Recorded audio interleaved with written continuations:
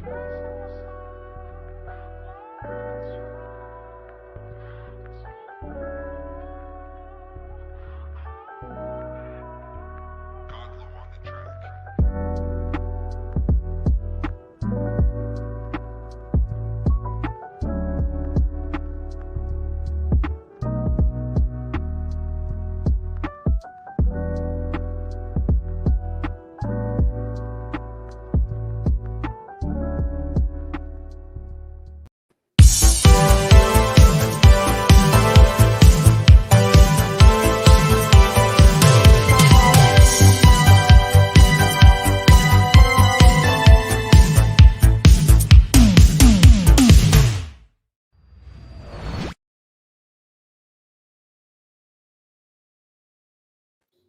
love our intro. What is up? What is up? What is up? Welcome back. It's Friday night. You're here with the Average Boys podcast. It's your boy ChrisP, and I'm here with my man Brian. What's up, Brian? Yo, what is going on, Chris? It's Brian D here, 1/3 of the Average Boys podcast and one half of the Gym Class Majors podcast. Chris, what is going on? How's your week been, bro? So far so good. Had a weird thing with my eye, man. Have you ever woken up and had like this weird, like I have like an eyelash in it kind of shit? Never. Okay, so I don't know. Never. Fucking, I had one of those moments that I was like, dude, I'm chalking it up that I'm just getting old, and this is the way I'm gonna lose my eyesight. So like, so you woke up and you was like, this is it. This is it. I just lost my eye. I'm gonna patch up. This is what it's gonna do, man. I guess I slept wrong or something, but I had woken up and I felt like I had like a hair in my eye, like up here. Yikes. And my eye was like hazy the whole day. That happened to me like Sunday last week, and it bothered me for like 24 hours, dude. It was the scariest shit I ever had happen to me. Can you imagine like just losing your eye for a day? No, I can't. No, hell no, I don't want to fucking. That sounds horrible. Hell no. Yeah, it was quite the experience. Other than that, it was a pretty good week. Chilled out, hung out with friends, family, did all that stuff. Nice. We're getting ready for another small little indoor event that we usually do on the weekends. They're gonna have one here in Edinburgh tomorrow. It's called United Collectors Expo. Shout out to the guys at Mondo. They do a small little event. They give us a table. We go out there, we promote, and we sell some stuff. We're really excited to go out there and share some stuff. And it's going to be great. I did some 3D prints that I'm always liking to do. I'm really digging doing 3D modeling and stuff like that. I'm digging watching you do that. That's just fucking It's great, fun dude. as hell, man. Yeah, man. What's really cool is I have this really crazy idea that what I want to do is, okay, so were you a big fan of the Cyberpunk game, or at least the idea of it when it was supposed to come out the right way? I was a fan, I want to say about a year before it came out. Yeah. And then when it came out, I was like, yeah. You're the same way I was, but I got this crazy idea that I wanted to start making accessories that are called hard surface, which is like that weird Gundam kind of like art, but I want it for like everyday stuff, like girls for their hair that they can put clips in their hair. Or like guys can wear like their earphones and they can like strap into like a chin piece that like looks very robotic, very, very techno, very cyber android. Even for like headphones, right? With like the ones that you're wearing, the arch on top. Like I want to be able to click on stuff that give it like the Gundam Zero like wings, or like that real techno-y vibe to it, because they have the cat ears, right? They have all that cutesy stuff, but they don't have anything like, show me some dude stuff. Give me some like fucking shit. Yeah, like some thrusters or some fucking jet wings or some shit. Thrusters. Yeah, give me some shit. Yeah. So yeah, ChrisP is single-handedly ushering us into the next fucking millennium. Yeah, dude. I want us to look like Chappie on the everyday, dude. Hell yeah, like Chappie or Elysium, right? That art style, I'm a really big fan of, and it's always like prominent in modern tactical kind of like video games, your Metal Gears or your Call of Duty Modern Warfare. They'll have like headphones or like something that's like super like, oh, those look dope. That looks dope. And then of course we had our whole year of everybody wearing masks. So I was like, I want to create like this crazy, like just techno looking mask that people can wear to like the store. And, it'd be somewhat like a techno fashion.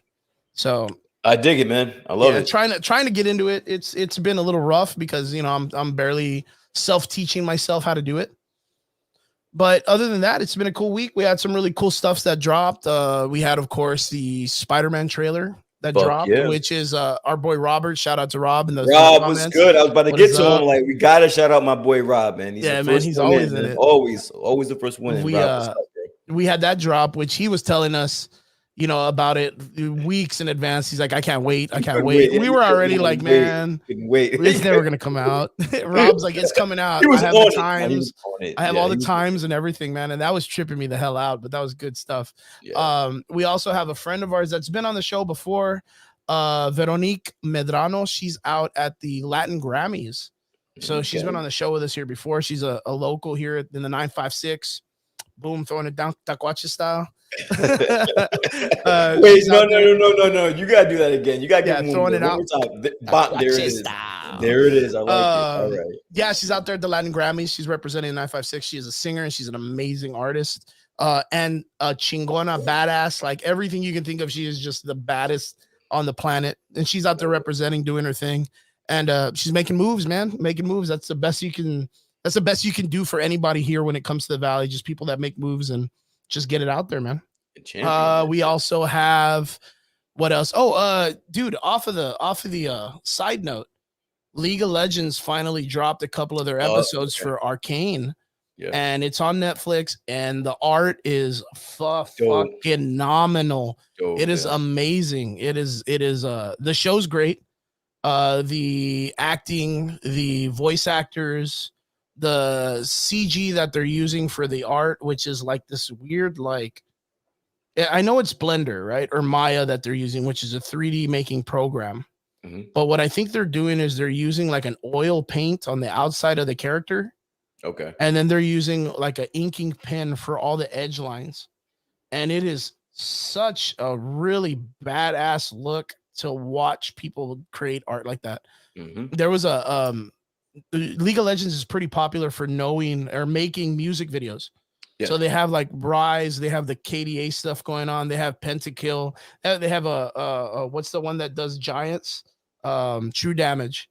True Damage, which is the one I think I showed you, right? Yeah, you put me up on that. Yeah. Now what's cool about that is they've been doing that music style they've been doing this thing where they're just creating all these different genres of music. Mm-hmm. And every one of them's a fucking hit, like instantly a hit. But what they were doing is they were working with Imagine Dragons, because Imagine Dragons are a big fan of the game. Yeah. So since they're a big fan of the game, they like to do a lot of like collabs with them. Mm-hmm. So they were doing a lot of music videos, and it just so happens they had made a song called like I think Champions, but I know there's a music video called Rise. And Rise is one of the first times that I saw them use this art style. Mm. And now they have a new one that's called Enemy. And that's with Imagine Dragons, which is like the theme song of the series. Right? And it's done in the same art style. They drew the people from Imagine Dragons. Like, man, when I saw that music video a long time ago, I was like, dude, this is a waste if they don't make this into a series. Like, using this art style would revolutionize the art industry when it comes to making stuff like that, like making animated films. And man, it did not disappoint. Arcane is gorgeous. It's beautiful. The character really, it's got really good reviews. Like a lot. It's super amazing. Like, no one has said anything bad about it. Have you had the opportunity to check it out or no? I know. I've only seen a couple clips. I haven't watched I haven't watched this episode. It's very I mean, the story's kind of like, it's pretty much basic stuff, right? It's got your two characters that grew up in the slums. They're trying to make it up in the world, or kind of like the thief Aladdin kind of thing. Okay. It's got your characters also it's a split story, so it has like several stories going on. You have your scientists that are trying to create a revolutionary new thing, and out of the two scientists, one is willing to make the hard decisions, like, you know what I mean, make the decisions that, you know, can get people hurt or killed or whatnot. And then you have your political scene, which is going on with the higher elites. And then later on in the show, they're all going to correlate, and it's going to bring these people together to be champions, which is what the game's about. The game's about all these champion people that come together and fight. But this is such an amazing move for League of Legends as a game to do, because they have such a rich roster of characters. They could do this shit for years, man. They could literally they have like 160 something characters. It's like Pokemon, man. Have you ever played League of Legends? No, I'm not like a big fan of that type of gameplay. I'm more of like a first person kind of guy, or a fighting game. League of Legends has like this specific, like over the top. You have to kind of like specifically choose your moves because it's all by timing, and there's a lot of strategy involved. And I'm one of those run and gun type of guys. I like it to be like right on the spot. I'm like just a barbarian, dude. I just want to hit things and that's it. Blow shit up. Blow shit up. That's it. I like you. But League of Legends, it takes a lot of intelligence. It's like a Dota. It's like it's any other I don't even know what that type of video game is called, but like MMORPG or you know what I mean? Like I don't know what that specific genre is, but it is amazing, man. It's like Smite, right? Smite's the other one that's the same way, but Smite deals with all the gods of the Pantheon. So like that one's a really interesting game because that one actually pulls from historical characters in history. But yeah, League of Legends has such a founding behind it. They have the Worlds every year, which is their biggest tournament. South Korea, right? South Korea is a good one. That's the one that they're a major contributor to the video game, so they have a lot of support from a lot of the Korean game players. Okay. So I mean, you can't go wrong with that when it's an international game like that. I mean, if you look at it right now, like that game by itself, that's a $1 billion company, $1 billion franchise. That's literally what started almost esports. So yeah, I mean, it's amazing. But you know what? I really think that the series is gonna bring a whole new love for the franchise that people are going to get back on it even crazier. What's even crazier than that is it's kind of needed right now in the video game community because we just had the release of Vanguard and Battlefield 2042. From what I've heard right now, Vanguard isn't too bad, but that's not good to say when someone's like, it's cool. I mean, especially when I've actually played Vanguard. It's pretty dope. So okay, so comparing it to Warzone, how do you feel? It's honestly being from the same creators, it's two totally different games. It all depends. Well, I'm talking about one's Activision, the other one's Treyarch. Oh, I'm sorry. I don't think it's it's Treyarch. Yeah, it's the company that made Black Ops. Okay, gotcha. Well then you could totally tell the difference because it's like you're playing two totally different games. Nice. And but personally, I still like the Warzone setup more than Vanguard. The weapons in Vanguard are better though. You know what? It's very interesting, right? I've had the opportunity. I had Cold War. I haven't played Vanguard, but I played a little bit of the beta. Yeah. And I have Warzone, and I have a bunch of other games too that I love the shit out of. But I find myself constantly running back to play Warzone. Even though I know all the negative parts about it, right? Which is I think that everybody already knows that the game is just riddled with cheating. Like riddled with it because the game was created without an anti-cheat. So like right now, if anybody wanted to, they could literally go onto Google and type in Call of Duty Warzone cheats, and you can get like the most basic generic one for free. Yeah. And you could just boom, install it and you're good. Yeah. And the only thing that someone can do to you is report you. But if the company doesn't respond to those things, you don't get slammed on anything. Yeah. So the only thing that I've been seeing recently is like in major streamers, like in big Twitch streamers or like big YouTube streamers, when they find cheaters, the company then will can those cheaters on their servers. But I don't think that's very fair. You know what I mean? Like that's not very fair in the sense of like for all the million players and all they're doing is looking out for the YouTubers. You know what I mean? Like there's a bunch of other people that, want to be able to enjoy this game. In fact, if it wasn't for the million players rather than just the one YouTuber, you wouldn't have the success that you do in this game. So wait, let me just clarify. You said that you don't think it's fair that cheaters get banned, or what no? I don't think that it's fair that the company only bans cheaters when they can see them on YouTubers' streams. Gotcha. So they're instantly involved with that. Like the moment, like let's say Brian D, 10,000 subscribers, YouTube, playing Warzone. You're playing, you're having a good time with your friends. You guys are making videos. What's up, D? How's it going, man? What's up, bro? Let's say you're in your stream and all of a sudden you get popped and you're like, oh, what the fuck? Wait, that was weird. What the heck? And you go back to the spectate and you 100% know that person is either wall definitely cheating or something, right? You're like, dude, that person is cheating. That is so messed up. Like, I can't believe that shit. Like, this game needs to be fixed. Like, let's say you just make a little rant and then you continue to spectate and then like 6 to 8 minutes later, that person then gets banned, and you're like, oh, we got him.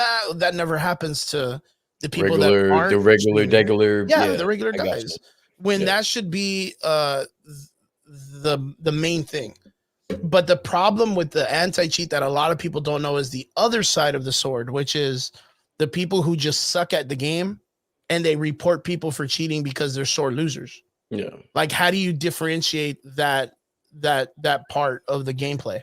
Well, I do follow. Yeah, I follow a lot of.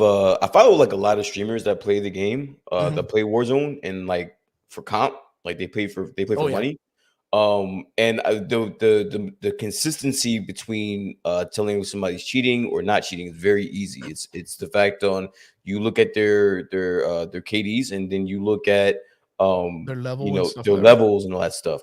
If someone is at like a low level and their KD is out of whack, they're cheating. Like they're 100% cheating. So like they and honestly, I think for the YouTubers, and I usually watch people through Facebook, they're very careful about calling somebody a cheater. They take that shit very seriously. Oh yeah, like they don't just call everybody or anybody. Are you talking about like tournament play, right? That's like for like $10,000, man. Well, yeah, I mean, but not like I'm just talking about like if they're in just like random lobbies. Yeah, random lobbies. Not even just playing for, you know, playing in tournaments. They don't just go out and call anybody a cheater. But like if you but when you hear the people that they're killing because they have like the proximity chat or whatever, they can hear them. Oh, they call them a cheater because they're so good. It's just because they're good at the game. Yeah, it's just it's a very fine line. I don't think everyone that, you know, that gets reported is automatically banned or whatever. I think that there is some type of, you know, course that goes through before you're ultimately banned or whatever. But yeah, it's got to be something that they go through, like the programming or something. Like as soon as you report someone, it gives them their IP, and then they're able to go into like the hardware and check out what the person's figure it out. and then you can find that extra little coding that's not supposed to be there, right? Yeah, but Warzone's been riddled with it, and it's not until recently that they were going to be they're going to be doing a new update. It's called Pacific, right, or something. And they have a whole logo, they have a whole branding because they're finally going to get an anti-cheat, and the anti-cheat's got a whole badass logo, fucking effect, vector, like they're selling merch. And I'm like, bro, that's not what you're supposed. You're supposed to put that bitch in the game in the first day. That's not an event. Putting an anti-cheat in a game that everybody's cheating in is not an event. I mean, if you make it an event, you got to be a huge piece of shit. Like, and the money's there. Not that far from that, man.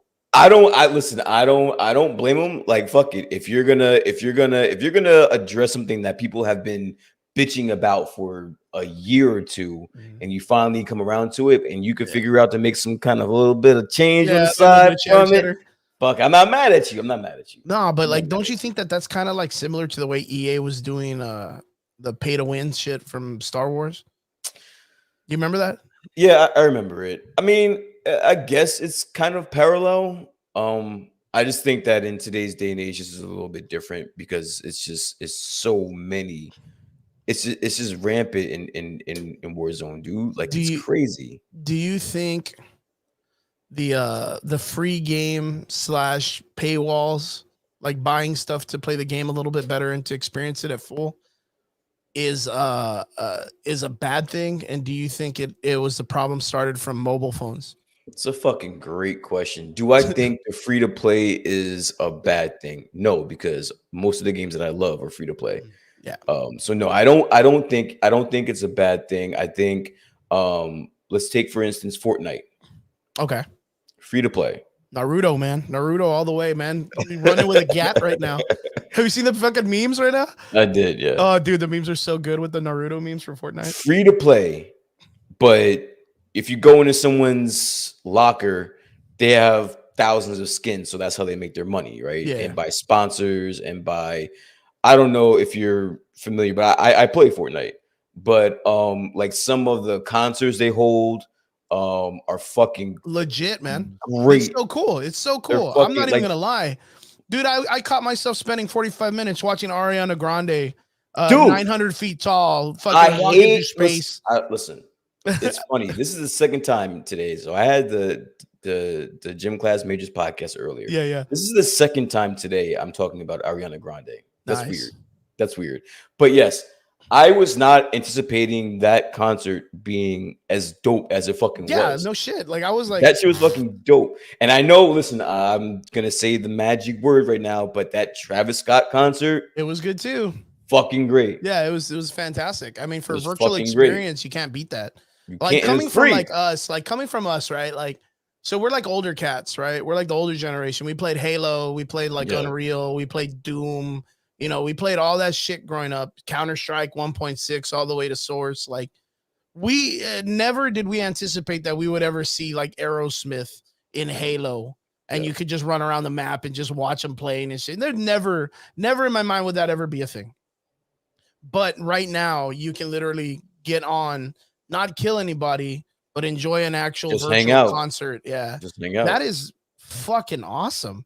Hell That is yeah. such a cool futuristic thing to do. That's like Ready Player One kind of shit, right? Dude, hell yeah, that's What's up, John? fucking How you that's doing? fucking great. What's up, John? That's almost like a like what like and I think NFTs are and this is going into like my nerdy shit, but like NFTs are gonna head into, it's gonna be that type of AR system or VR system where you're just living, like you said, Player Ready One, where you're just living your life with your friends in these rooms or these lobbies, and you're experiencing, because like you could have watched Ariana Grande's concert with like 5 of your other buddies, all in the same, All in the you same know, room. all in the same room, just running around doing that shit. That shit was fucking dope. Yeah. That shit was fucking great, and it's free. And it's You free. didn't have to pay Can't a beat that. fucking dime for that shit. Yo, straight up, let me ask you something real quick. Going back on the side note, NFTs, man. Yeah. Do you think that's gonna be like the art of the metaverse, like where people are like in their rooms and they can put their shit up on their wall? I think, yeah. You know what I mean, right? No, I do, and I'm about to, and that's what I was kind of touching on it right now, but I honestly think the future is ARs, augmented reality. Augmented reality. A lot of companies are investing a lot of money into AR right now. So, investment tip, guys, if you're listening, women, if you're listening, if you have some spare money, do some research, find a company that's Oculus. that's Oculus, Yeah. Nintendo. Yeah, Verve. There's a Veer. lot of companies that are putting a lot of money into AR research. Find you one, put some money, leave it there. The reason why I say honestly think Oculus is probably a good name for it right now is because they did a really big deal with Facebook like a couple of years ago. I want to say like 8 or 9 years ago. They did a really big deal so that you could actually buy the Oculus 2, the Oculus Rift. I think it's called the Rift, which is the second iteration of the mobile VR that they have. And you can do like your Facebook, you do all that stuff in it and do it like the way the metaverse is. I just literally think that that's going to be the next thing. And I think that like if Facebook is going to be smart, one of the next moves they're going to do is they're going to create a phone that'll be something that'll use virtual reality as the same thing. And it'll kind of like, it'll be like the you know how your phone has the 3 cameras on the new iPhone? Yeah. It'll be like that, but it's going to be it's going to be a camera up top. It's going to be in all the positions that you put it in the box on your face, but it has all the 5 cameras that you don't need a control. You could just use your hand, which is what VR is doing right now. You know what I mean? So I don't know if you were aware of just exactly the whole the process of Facebook switching the whole meta thing, right? No, I'm kind of like I'm not really happy about it, but I mean, you don't have to be, but yeah, like, it's gonna go. It's gonna go because in their press release they were hinting at VR, AR. Like, this is not just gonna be a change in name. Like, they're gonna switch the whole like model of Facebook. So that's why I'm saying, like, if you guys are interested, just do your due diligence, look up some stuff, and just find yourself a company that you feel safe in, that's doing research on AR, and just leave it there. And I promise you. What if Brian, what if we're all in a simulation, Brian? I don't want to wake up then. Yeah, but what if when we go into VR, When we put the headset on, We wake that up. is actual reality. That's actual reality. Yeah, it's us that's in the VR already, but when we put the headset on out there or in here, we actually go back. I wouldn't know what I look like then. That'd be Like, fucking weird, wouldn't it? I wouldn't know what I really look like then. Like that would be my first concern. What do I actually look like? Yeah, what do we actually look like? Yeah. What do I look like? Yeah. Like I But want to know is exactly. purple still purple? Yeah. Like those are the questions I want answered. Like my question would be that if purple looks the way it does, and when you look at purple, someone will call it another name like Barney. with that But why blurry is fucking orange line. orange? Yeah. And there's a fruit named And there's a orange. fruit Like, named orange. why is everything orange? That's orange. Yeah, like, yeah, fuck it. I don't know. You don't have that with red, man. You don't have that with You don't have that with red. I'll fucking say that straight up. You don't have that with red. That's a fact. All right, well, let's get into our normal talks. First, I haven't seen it. I don't know if you've had the opportunity to see it, but we'll get this out of the way real quick. Have you heard about the new Ghostbusters movie? Ghostbusters finally dropped Afterlife, man. Have you heard about going out? All right, so yes, I've heard about it. I've heard of the reactions, but my thing about this movie, and I think Rob is going to disagree with me here. So this movie, we saw trailers for this about a year ago, almost over a year ago. Mm-hmm. I remember seeing the first trailer for this, and I was kind of excited about it. You give me anything with Paul Rudd in it, and I'm going to want to watch it anyway. You're going to watch it. But a year later, shit's changed out here, bro. I mean, I'll probably watch it. Am I excited to watch it? Not so much. Okay, so you feel like it's do you feel like it just might kind of fall short from what it gave us? Not even will it fall short. I'm just not as excited about it as I used to be. Like I used there was something about it that it didn't seem when it was coming to the release, there wasn't as much hype. Yeah, there was not a lot of hype. There was, I mean, of course, Marvel puts a lot of money into making sure that everyone watches the red carpet, everyone is there, all the YouTubers are invited. Like, there's a lot of things that are going on. We have this group here in the Valley called the RGV Ghostbusters. Really cool group, and they even have an Ecto One, dude. They even have the Ecto One, and they all the whole group there. And I think they got if I'm not mistaken, they got sponsored by the company to go and be there at the theater. Really? And they got tickets and they got all that stuff. They got all the cool. They gave this like popcorn Ecto One. I don't know if you saw like all the little cool like knickknacks. That looks really cool. A popcorn box in the shape of the actual vehicle from Ghostbusters. They gave like cups with cool lids and all the design, all the cool little like all the cool little knickknacks and stuff that you get from being like a first person at the theater. Yeah. But other than that, I didn't see a lot of people in my own personal Facebook talking about the movie. Nobody. So I don't know. Rob was the only person that I know that saw that movie. Yeah. No, I mean, I had a couple of them, but they were all people that I know are in a group specifically about it. It'd be like people who dress in cosplay, right? But they specifically always cosplay and they're huge fans of Ghostbusters. Are you a huge fan of Ghostbusters? Not as big as not like Star Wars.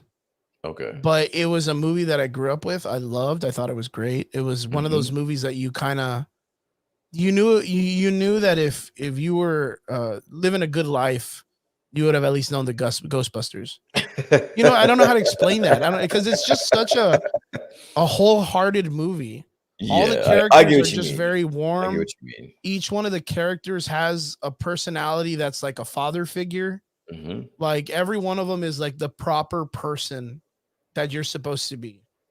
Yeah. Like you have, of course, Peter Venkman and all these other guys. Like all of them have their moment that you're like, oh, I'm gonna end up being like that. If you're a good model citizen in the world, like I guess it's a really good movie if you wanted to make a Disney version of a first responders film. I think for me, I love Ghostbusters, like the old school Ghostbusters. When I was younger, and it's so funny because I was thinking about this earlier.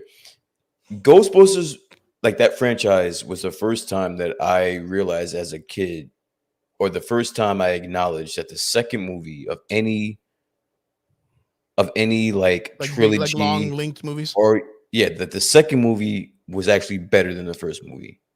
And you know what? That's really crazy because a lot of the times the second movie isn't as good as the first. It's not. It sucks. But the second movie was fucking phenomenal, dude. The one with Ghostbusters Vigo, 2. Yeah. the villain Vigo. Oh man, that Ghostbusters scared 2, the shit out of me as a kid, dude. bro. I That was was my so shit. fucking scared, man. That was my shit. Yeah. I love that movie. That I was, you know what? I was really just about to mention that too. Like, what's really crazy is, of course, like the first movie, it's great. The characters are developed. You see what the villain. There's not really a specific villain. There's just a big event that's happening that these guys all come together and fight. Yes, of course, you have your Sigourney Weaver character, and you have your the other dude from Honey I Shrunk the Kids. Like, Dan, not Dan Aykroyd, Rick Rick Moranis or something. Rick Moranis. Rick Moranis. There you go. Yeah. You have his character, which they get like possessed. You have the dogs, and you have Sigourney Weaver get all possessed and turn all evil, right? But the thing is like you don't have like a specific villain. You just have an event, and you have these people that get possessed. The second film actually brought in like a straight ass gangster, fucking scary looking motherfucker, gangster, man. Bro. Yeah, he was not messing around. Like that was like gangster. That really was an eye opener. I want that baby. I want that baby. I like that baby. I'm gonna take that baby, bro. Now, with this, this isn't a remake of the franchise. Correct. Right? Afterlife is a almost continuation of the story, but not a specific continuation of the aspect of the way that we anticipate, where all the guys come back, they don their gear, and they all like, you know, boom, come back, and it's all good. Put a Marvel, put a DC universe. But it's not like that. Some of the characters, I believe, make cameos, but it's all based on the generations after, which is very particular to the way they made the Transformers films, right? The Transformers films kind of had this like generation gaps. Yeah. And I don't know, man. Comparing this to the Ghostbusters that was the remake with all the females, do you think when they made the female one, they had the consideration the way that they did with this one? Because with this one, they actually brought in the actual old school director of the original films. They brought in a lot of the original characters. They brought in, or not original characters. They brought in all the original old school characters. The ones that are still with us, because I know that one of them passed away. Or two of them passed away. As far as I know, just the one was Egon, right? Yeah.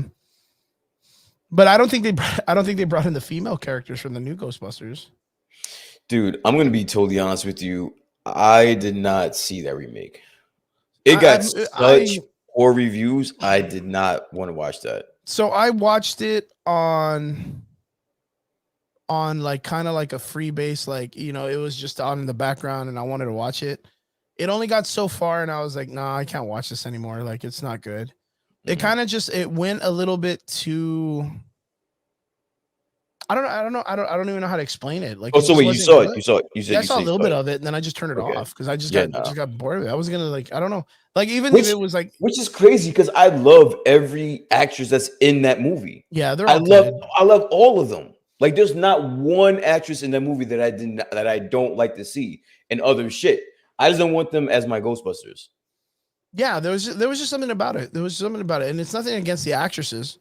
Because like they all do amazing jobs and they're all funny, they're all great, but like, that's the second person. So Jeremy says it is good. Rob just got out from watching it, man. It was really, really great. And that's the thing that I really want to get across is I want to know from people in the comment section. I haven't seen it. I don't think Brian's seen it. I have not seen it. All we've done is we've heard great reviews from people who are fans of the franchise, which of course that's always a plus. Always a plus. You see, even Joe actually is. All right, now I gotta watch it. All right, now I gotta watch it. Joe actually had the opportunity to go with the guys, the real RGV Ghostbusters. So Joe's there, and all the pictures, he's got his costume on, like that guy right there, Joe, my boy Deadpool. That's Joe. That's RGV's Deadpool right there. That's the man right there. Cost run. He went out. He got to enjoy the thing, and what's cool about it is like, yes, the fans like it, which makes me happy because I think, of course, being a Star Wars fan, being a Marvel fan and a comic book fan, I think everyone that has given to this company or given to these franchises for so long deserve their love, their story. They deserve that respect. The payoff. Yeah, the payoff. We shouldn't get in Star Wars, and that's the reason why Star Wars sucks. Like That's the reason exactly. Like, I don't even have to explain that to people. They just know. Yeah. They know that Star Wars sucks. And the reason why is because it didn't respect the franchise's and the inspiration, which is the fans. Mm-hmm. The fans are what's important. If you're going to make something in continuation of a story, respect the original story. Just respect it, right? But I'm really excited to see the comment section of people who have seen it, who are casual fans, because to me, those people's opinion, yes, they're not more important than those that have been a part of it for years and years and years. But is it good for us now, just the casual watcher? Or is it going to be like all these other movies that come out that they're just like, they're all right. But if you never saw the original stuff, you're not going to get it. And if you're not a big fan, you're going to miss out or whatever. You know what I mean? I think that's the reason why, like, I kind of would respect, or I would kind of lean towards going off of the the hardcore fans, because I'm a little bit like, I love Ghostbusters 1 and 2. So and I know not everybody does. So I kind of see myself as a little bit more of a fan and more in line with the people that are like hardcore fans, as opposed to just the casual watchers. So I'm gonna take their word. Like, I'm gonna take Rob's word for it, Jeremy's word, Joe's word. Like, I'm gonna like, now I want to see it. Now I know that I made a mistake, and now I want to see it. My only question is, fellas, in the comments, is this like a family friendly movie? Can I take kids to see this? Like, if so, then I'm going tomorrow. Look, Joe, right now, Afterlife better than or greater than the Eternals in my opinion. And I'm a huge Marvel fan. Okay. But you know what? Like, this goes back to the idea of the company and the franchise respecting the product. The Eternals themselves is not a really big franchise. And the thing is I think they were like later into the phase 3, and they were like, you know what, dude, let's just bring the Eternals. Like, I don't think it was something that was really, really thought out and planned. I think it was just thrown in there for the wow factor. And it's just like cash grabbing, right? Right now, I think it's one of those things that with the drop of all this shit with the Disney Plus day, it really goes to show that Marvel is definitely just fucking throwing spaghetti on a wall. Like, dude, nobody, and we talked about this earlier, nobody in their right mind was like, you know what I really need? I need a Moon Knight show. I need a She-Hulk show. I need a Kamala Khan Marvel show. Like, nobody's asking about this shit. Black Knight, dude. Like, no one's asking about this shit. No one in their goddamn mind was like, you know what I really need? It's been about time we got an Eternals movie. No one in the Marvel world that reads comic books is something that we need. Is it cool that we got it? Yeah. I mean, it's going to express a lot. We saw recently in Marvel's Twitter and Marvel's Facebook and their stuff, they released the poster of Euros, which is that singer dude. They actually released a trailer, and they were like, yo, dude, the dude who knocked out Blackjack, and the dude who fucking the fucking Prince of Titan, and blah, blah, blah. Now, crazy question is, are they going to make him Thanos' brother? Or are they going to make him like his stepbrother? You know what I mean? Like, are they going to switch it around? Oh, okay. I see what you mean. Well, I mean, so the real question is, do you think, how big is Thanos going to play moving forward? I think is the question. Shit, I don't know, man. Because I mean, that was like, that was their 10-year baddie. They dropped him in a movie. They literally cut his head off in one movie, dude. I don't think. Listen, I don't know if I'm the EPs for the Eternals as a whole, or if I'm Kevin Feige, who's the executive producer. I don't think I'm getting Harry Styles to be the stepbrother. He's going to be the brother of Thanos. Right? Like, yeah, I don't. He's just going to be the straight up brother of Thanos. I'm not going to get Harry Styles for the stepbrother. That's kind of weak. As far as, I mean, just my opinion. Off subject, because I know we're talking about the Ghostbusters film, and I want to hear in the comments if you guys think this is just a call just for the Ghostbusters film. Anybody that's seen it out in the comments, if you think that this movie is worth going to theaters, or if it could have been released on streaming and it would have had the same effect, if not more views or more hype. Okay, but that's for the people in the comments. Okay, coming back to Brian. We're going to talk about that. And while you're answering that, I also want to know, One, does Slimer have a huge part of this movie, and why the fuck does Oh, he that's look? a good question, man. And why Shit. the fuck does he look so damn different? That's my only Yeah. question. That's it. John, yeah, you can mention in the comments the post-credit scenes for the Eternals. We've already given enough time for that. Yeah, fuck So, that. and dude, Marvel literally just released a poster of this dude. Like, Yeah. hey, Yeah. and I'm not the only one who said it, I don't but think I Pip the saw that. Troll Let me looks like check. ass, dude. Yeah, he's Like very Pip the CGI. Troll CG looks like Very, yeah, garbage, dude. very, very, Like very it good. looked completely, man. It looked like right out of, like I said, Clash of the Titans, the '80s movie, not the goddamn fucking 2015 movie or whatever, dude. It was, man. Pip the Troll looks so bad, so fucking bad. Wow, Deadline. I'm looking at the Deadline poster of Harry Styles. Yeah, they literally like straight up like, That hey, look at this dude. It's this guy. It's this is dude. out. It's just his face, and it's like a very, very close up of his face. And they're literally like they're really pushing on him. So that's the I thing is wanna see this costume. I wanna know what that costume looks like. like his costume. I mean, it's all right looking. I mean, it's very the Eternals, I guess. It looks very Eternals. Yeah. Yo, but we made the call though, man. Shang-Chi, the 10 rings were literally the rings that Festos made at the end for the hive mind. Mhm. Or the mind unit, or I forgot what they call themselves. The uni mind. There we go. But yeah, definitely, man. John says the Black Knight is in the Eternals, and Starfire, yeah, which is Euros, and which is Thanos' brother. Yep. Euros, but we're okay. In the comic books, he's Thanos' brother. Yeah, you see, like that's the thing. Like Vince just posted, but what if they say it's like his stepbrother? I'm not. Then I don't need Harry Styles for that. Then You know what I mean? Like, yeah, he's a big dude, man. Like, I can get some random person to be the stepbrother of Thanos, but the yeah, brother of Thanos, like the he's got to legit be a big heavy hitter, blood right? brother of Thanos, Harry Styles. And That you got makes to sense. choose like one of like the prettiest dudes you can find, right?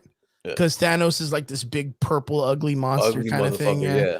And Yeah. this guy gets like all the girls. He has like pheromones that he can like say. I mean, I don't know how they're gonna pull this character off, dude. They're not gonna go full fucking sexuality, fucking status. Yeah, they're not sexual predator kind of thing. Yeah, they're not gonna do that. The other thing that tripped me out was the release of the Guardians game, right? Okay. Yeah. They released, of course, one of the characters in the game is, of course, our boy, the golden nugget of space, Jesus in space himself, Adam Warlock. Yeah, Adam Warlock. And have you seen the gameplay for him?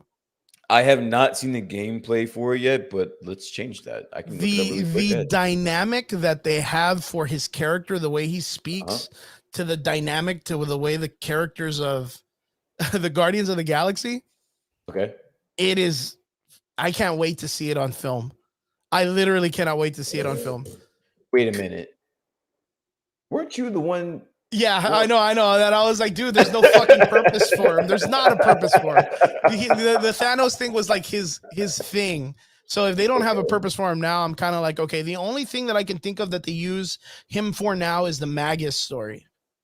Like the Magus, they're gonna do Magus. Like that'll be, but it's gonna be very similar to the way the game is, where it's like his character splits because of the stone. The stone gives him a future variation of himself. Like, it's a very weird aspect, but more like a split personality thing. But the way he talks is, I don't know if you remember, like the way they would make fun of Chris Hemsworth as Thor in the first movie, right? Yeah. Where they're like, oh, this guy talks like he's from a LARPing thing. Right, like how he talks because he's Nordic, right, or he's a Viking or whatnot, because he's Asgardian. Mm-hmm. So he has that very like regal Nordic speaking kind of like accent and speech style, right? Well, this guy speaks very godly, so everything is almost like biblical, like text that he speaks. It's stupid funny. Like he'll be like, I that is man will vanquish you, in the sense. And Star-Lord's like, man, what the fuck are you saying, dude? Yeah. Like, yeah, it is. I think it's going to be such a funny dynamic to see on film. And then the actor guy that they got to play Adam Warlock, he's looking mighty stout due to these last couple of days, man. He's looking mighty weightlifting, if I'll say so myself. So I don't know, man. I'm kind of a little bit more excited. Interesting stuff. There was a guy. Okay, so James Gunn released a photo Okay, because there's speculation that Silver Surfer is going to be coming out in Guardians of the Galaxy. Now, that's a huge speculation. Huge speculation. The reason why I say that is we already have Adam Warlock coming. But the reason why I say it's good, and we're going to go back to talking about this because we have of course, we're going to talk about the Spider-Man trailer later, but Marvel has a really weird way of misdirecting people. Mm-hmm. And it just so happens that they're about to bring in Adam Warlock after the Infinity Gauntlet story. And who else was a huge player in that but the Silver Surfer, who was alongside Adam Warlock? You know what I mean? Yeah. And I'm an advocate, not an advocate, but I'm a firm believer that at some point we're getting Galactus, right? So if you have Galactus, with the Eternals bringing in the fucking cosmic entities and all that shit, the Celestials, like that's right on tune. And you know what? Someone made a really good point that I was talking about the other day. What if the reason why Galactus feeds on planets is because he feeds on actual embryonic energy of the Celestials to keep himself going? And that's why Celestials are born in planets. I mean, it sounds weird and very carnivore-ish, but if you think about it, it would be like him eating eggs. True. But just giant celestial eggs. But that would be the reason why he attacks at the core and destroys a planet in its entity, because he goes and kills the egg and eats. He's like a rooster, or he's like a fox, or like a wolf in a chicken house. That's an interesting call. So I don't mean to cut you off. You got me interested in this Guardians of the Galaxy. Oh, you're checking it out or what? And I'm checking it out. Yeah, it looks kind of badass. I'm looking at the Adam Warlock scene, like the cut scene. The game, yeah, he looks fantastic, doesn't he? Yeah, the game, yeah. And if you have audio on it, you hear the way he speaks. Like he's very, I don't even know how to explain it. He talks like the way a god would talk to like the smaller man. Yeah, like if we're like unknowing, but everyone else isn't taking his bullshit. Like everyone else just is like whatever, fucking Shakespeare or whatever. The dynamic is going to be so funny. But okay, so I'm going to show you guys a picture here on my screen. I know people that are listening can't really hear it, but here we go. Can't see it, but we got this shot here, right? And these are all the people that are getting in for Guardians of the Galaxy because they already started filming. Okay, so everyone here is the character. You have Nebula, Gamora, Chris Pratt. You have James Gunn's brother who plays the next Yondu / the mocap for Rocket Raccoon, not the voice, but the mocap for Rocket Raccoon. Mm-hmm. You have Mantis. Of course, we have the new guy that's Adam Warlock. And we have Dave. I'm the background character, Batista. Yeah, don't do my man like don't do my man like don't do my man like that. Floating sunglasses. That's fucked up. Yo, don't do my man like that. We have floating sunglasses because we can't see him because he's a master. The fuck is on his feet though? What the fuck? But this guy is an actor that's worked with James Gunn before. I don't remember his name off the top of my head, but James Gunn, in the quote of this, you're probably gonna have to find this for me if you can find it. Okay. He quoted this and he said, "It's awesome to have you on the cast, and you're playing a role that everyone in Hollywood wants to play." Oh shit. And that's a big fucking mark, dude, in the Marvel universe.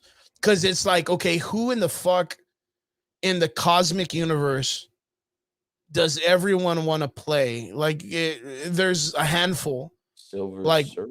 You know what I mean, right? Because it's what? Beta Ray Bill? Nobody knows who the fuck Beta Ray Bill is, though. Like, who the fuck knows except, I mean, not to be rude to Beta Ray Bill fans, but before 2017, he only had like 3 official comic books that he was in. Like he was never ever in a big series or anything. It wasn't until recently they started writing about him. Okay. The other characters that he could play are 2, the Silver Surfer, and 3, Galactus.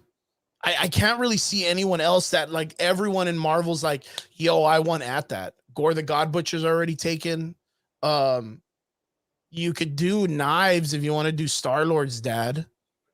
But like, who else? If there's anybody out in the comments that could figure that out for me, or at least pick me a character that you think it would be. And I don't want to spoil anyone's guesses. No, that's fine. I'm looking at I found the tweet. The actor? I found the tweet. Yep, I found the actor Mhm. Chuck something. His name is Mhm. Chuck. James Gunn only calls him Chuck. Nice. Oh, Chuck Woody. It's an African name. Chuck Woody Iwuji. Okay. It's confirmed for Guardians 3. A lot of people, I'm reading it now. A lot of people are guessing Nova. Whoa, Richard Rider? Yeah, people are guessing Richard Rider. Let's see who other people are guessing, but that seems to be so. It's either all right. So I'm looking now. It's Oh, either fuck, that's the most popular ones that I'm looking are Richard Rider, Silver Surfer, or Gladiator. yeah. Oh, Gladiator, dude. Whoa, I didn't even think of Gladiator. Holy shit. Holy shit, I didn't even think of, but that's going right into um the Shi'ar Empire, which Yeah, brings in the X-Men because they're the ones that are after the power of the Phoenix. You remember that? He came in with his yeah, yeah. mohawk and shit in the Yep. original, the fucking original 90s X-Men that everybody's super excited about. Yeah. Look, the moment they start bringing in some fucking weird shit, or I'm out of that anime in a heartbeat. The moment they start doing some political woke ass shit, I'm like fucking scared. Dude, even, how would you feel though, like if they started like gender crossing or doing all that stuff to the 90s comic or the 90s cartoon, and they're just using that as the crutch? How would they be able to do that? How would they be able to like retro that? It's already in I don't know, stone. man. They're not to be rude, but if this guy ends up playing Nova, we've never had a black Nova. And that's not me being rude, but that's just me being cynical to the idea and the resource material. You know what I mean? Yeah, yeah. I honestly I don't know how I would feel about it. I would literally have to be in that moment or see it in front of me before I would even know how to react. I mean, I probably wouldn't give a fuck. To be honest with you, I have a very weird reaction to things. Like some things just don't matter to me. I don't give a fuck, bro. Like Yeah. if it makes somebody else happy, I don't care. Like I wasn't I, I was a huge fan of the 90s X-Men, but whatever. I had my time with it. Whatever. Somebody else, if it makes somebody else's day better, if it makes somebody else happy, then fuck it, let them have it. I think for that moment, the 90s cartoon worked. I It think did. for that moment, but I just don't feel like, I mean, because you think about it and everybody's excited for the theme song, because that's what Yeah. everybody remembers. No one remembers the goddamn show except for Morph getting his ass kicked every 12 seconds and Jean Grey screaming at everything as she turned on fire. Yeah, what they But did to Morph was fucking horrendous, by the way. yeah, it was crazy, man. It I'm was still crazy. not I'm But still it not over built that. popularity in his character for the comic books. I'm still not over that, by the way. Yeah. I mean, yeah, they wrecked the shit out of him. But he was literally the Mystique character. It was a He was Mystique literally character. Mystique's character, and then they just kind of like fashioned it over in Mystique. But I don't know, man. Like I'm not if they end up doing the 90s show and they end up bringing like a lot of like that woke stuff and like gender bending characters and this and But that. why? I But just why? feel like I feel like we talk about this every week at some point. But I'm still trying to understand why, though. Like, why does it mean uh that much to you? It's a so let's fucking cartoon that some kid that can watch may feel a little bit better about himself about it. We've had our I guess time the with the idea shit. of like especially this, right? Because this goes back to the idea of them using the 90s, like them coattail riding on the old school show to try Okay. to make money now Okay. instead of respecting the original nature of it. Like Okay. that's my biggest thing, right? I Because you understand. look at it and you're like, okay, cool. Like during that time, I would have loved for us to at least get some type of ending to the show. Okay. Because at that time, those artists, those voice actors, that director, those producers had a vision, and that vision was successful in that time. You know what I'm saying? Hmm. So now we watch it and we have a whole different and like interpretation of what it is that they were trying to get across. But we've been nurtured into thinking a whole different way because of the way society's raised us Hmm. compared to their times. So now the different vibes and the different feelings, are they going to correlate to the way the 90s were? Or are they going to correlate to the way 2020 is? Because you look at it right now and look at what He-Man's done. Look at the Masters of the Universe series. It got shit on because they coattail read on the idea of we're bringing back your He-Man. Mm-hmm. We're not doing this is what we're going to get into later about because of course we're going to talk Cowboy Bebop. Mm-hmm. But that idea where franchises are backpacking or coattail riding on something that's already established, saying they're going to do it perfect or if not better, and then there's this idea that then you have an opportunity to correlate it to the original, and then you fucking it just gets shit on so fast. You know what? We can get right into that conversation. I think we're going to end up having a lot of talk about that. Okay. Yeah, we're going to talk about, of course, the Cowboy Bebop, but this correlates very close to it. So, guys, in the comment section, if you've seen Cowboy Bebop, or if you had an opportunity to watch a little bit of the series or the full series, leave a comment in the section. Tell us what you thought so far. Give us a review. Don't give too many spoilers, though. We don't want to kill it. I think we're probably going to talk about one of them, which is, of course, the character that's delivered at the end of the series. I really want to talk about that because, again, I think I have my own opinion on that. But I have this really big issue with the coattail riding situation. Right. Explain. Because it would be the aspect, and this is a really good explanation. We did it earlier. It would be the idea of I took Mona Lisa, right? The Mona Lisa art, or if I took any art piece in a theater, right? Or in a museum. And I was like, I am going to recreate that to the original factor, if not better. And I'm going to do it better than that artist. Like, I'm going to be better. And then I put that art piece up in recollection of taking the idea originally from the original artist. And I get one little thing wrong and it gets completely shredded.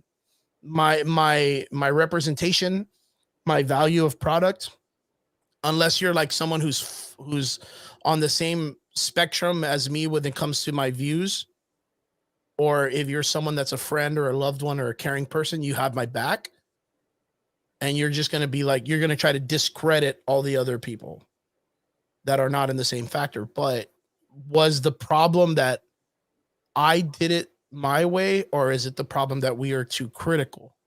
That was our question earlier, which is a fucking fascinating question. It's a really, really good question.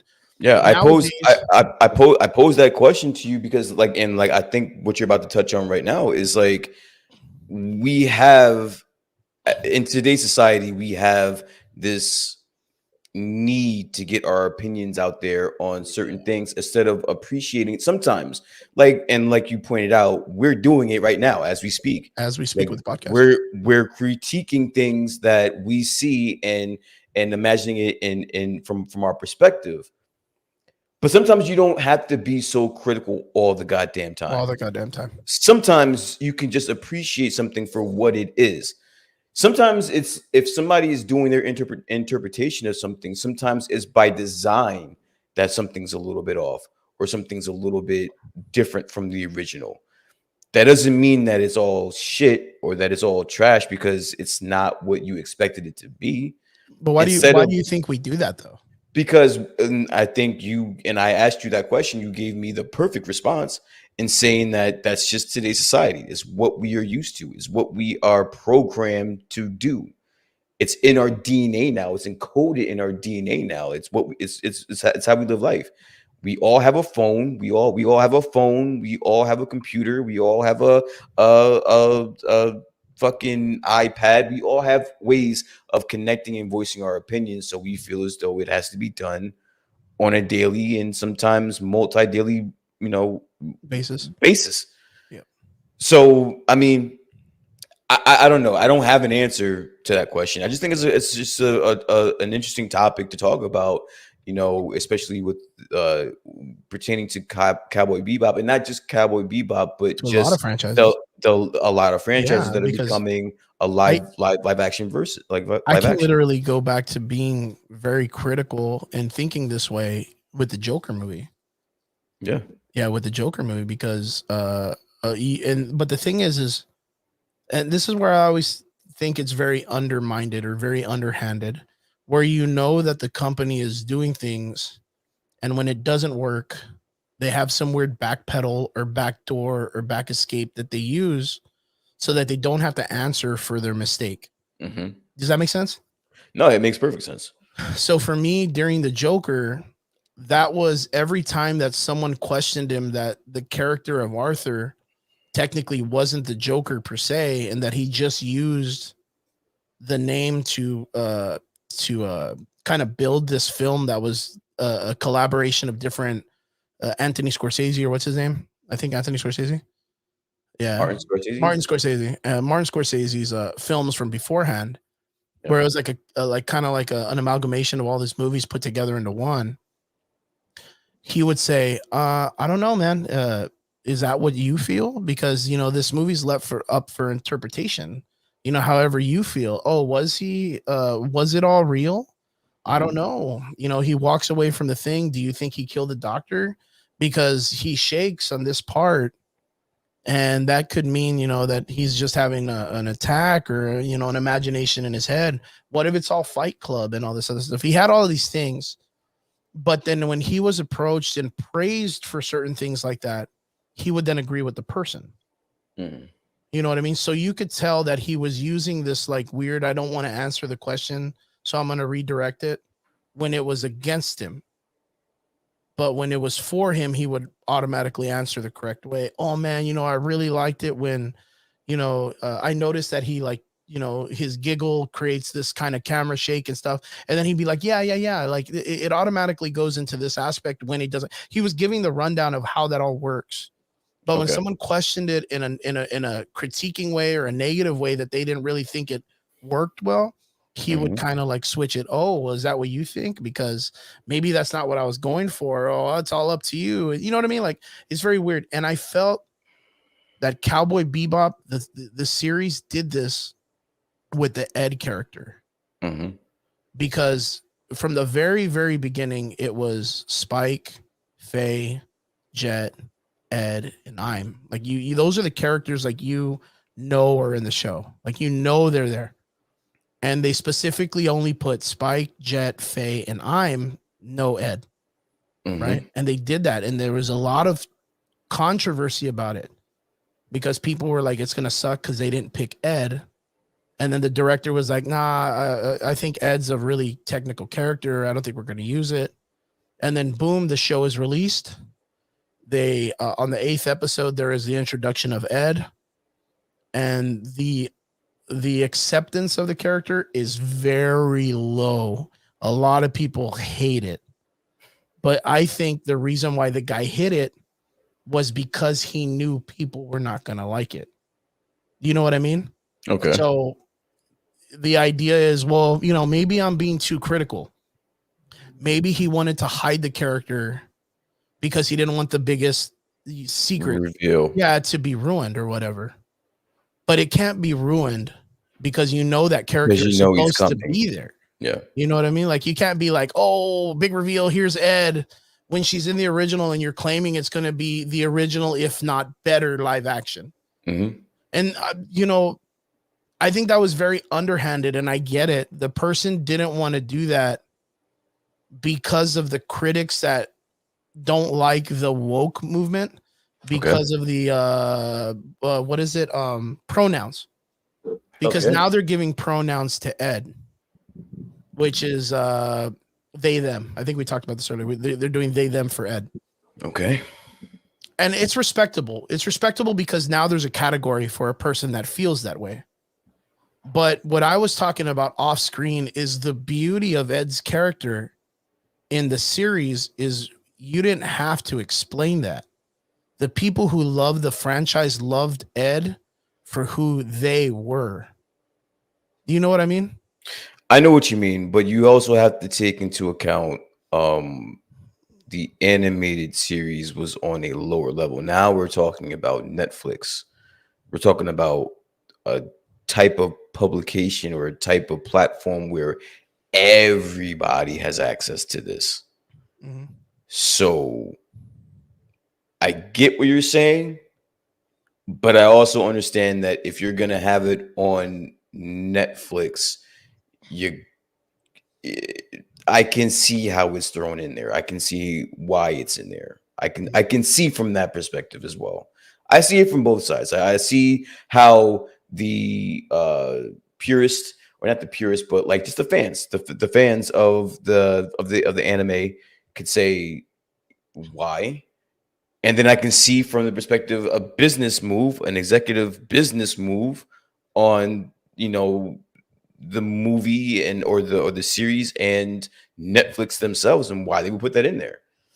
Okay. I can see both. I You can can see see both both sides. sides. I can I see mean, both yeah. sides. I could see it, and You're I understand asking why, and I'm saying because of money, because because of of money. because of money, and because it's Netflix, and because it'll bring additional people to have eyes on this series. So in this aspect, this is just speaking on an outside nature of it.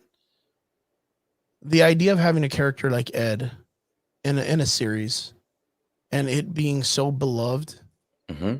do you feel like, as the way it was made in the anime and Mm-hmm. in manga, do you feel that people of this nature have gotten proper representation when it has come to the representation of Ed's character in the series, not in live action? But do you feel like Cowboy Bebop as an anime or as a series when it started gave proper representation to people like this without it being like to have to be like, yo, look at me, spotlight on me? They did it in such a really classy, subtle way that we just, See, I don't know if I'm qualified to answer that because yeah, you see, like it's a hard question to I'm answer, right? not I'm not part yeah, I'm not part of That that community. that community. So I don't know if it's proper representation. My interpretation of it could be totally different from somebody else's interpretation of it. Yeah. So is it proper representation? I don't know. Maybe it is to some people. Maybe it's not to other people. It's all subjective at that point. I like to Um think of like the overall arcing goal of being represented, right? I guess the idea it if goes it's off of, done right, and again, it's all yeah, subjective. It's all subjective. it's one of those things to me that, just in my opinion, of Hmm. course, like I only speak being Hispanic, Hmm. just I think that if you can make a character Like Namor. like Namor, yeah, I hope, I really do. I'm joking. Uh, if you can make a character of any ethnicity or any color, gender, sexual preference, whatever you Hmm. want to call it, and if you write about them and people have no attention to that subject while you're acting or while you're portraying your character, and they just accept you for who you are and your mannerisms, and you're just a person, Hmm. I would feel like that is a great representation of the character, because you're not looking at them by that being the first point in your mind that registers.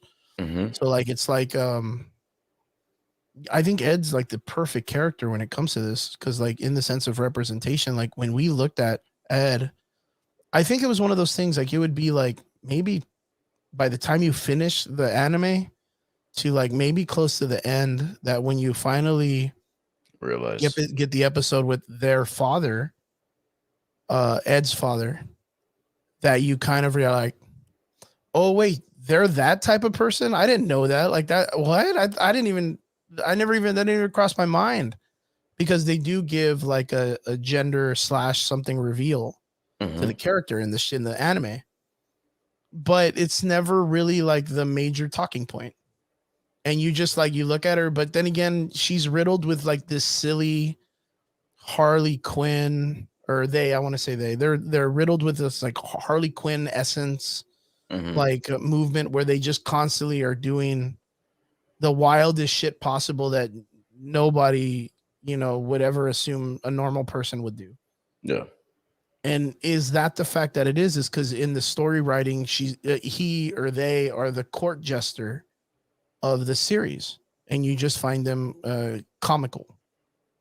This is how I look at it, and this is on a grander scale. Go for it. When it comes to situations like this,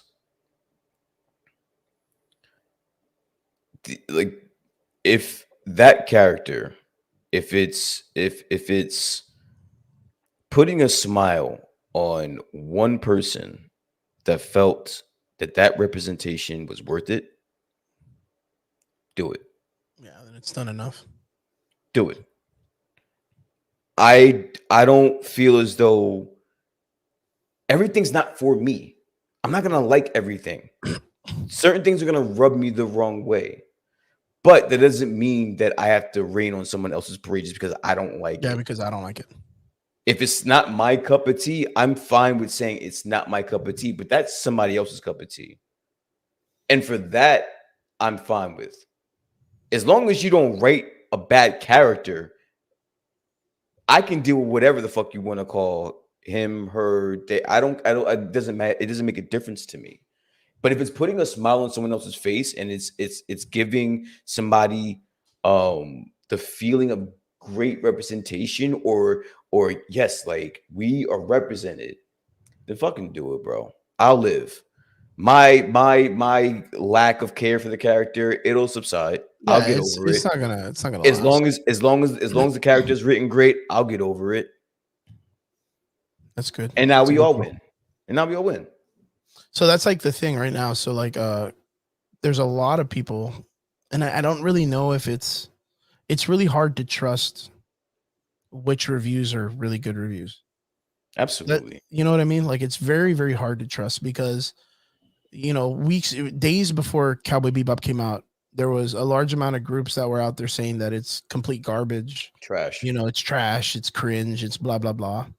And then there was an equal amount of opportunity on the other side that was saying it's amazing, the respect for the show and all this stuff. So I guess when you kind of get into these reviews and you kind of go into another franchise or you go into another series and you're kind of like taken by some of these reviews, it's very hard to get a clear mindset because your mind is always going to kind of be like, oh shit, I remember what this guy said. Yeah. Do I really trust this person? Do I really trust this source and stuff? Yeah.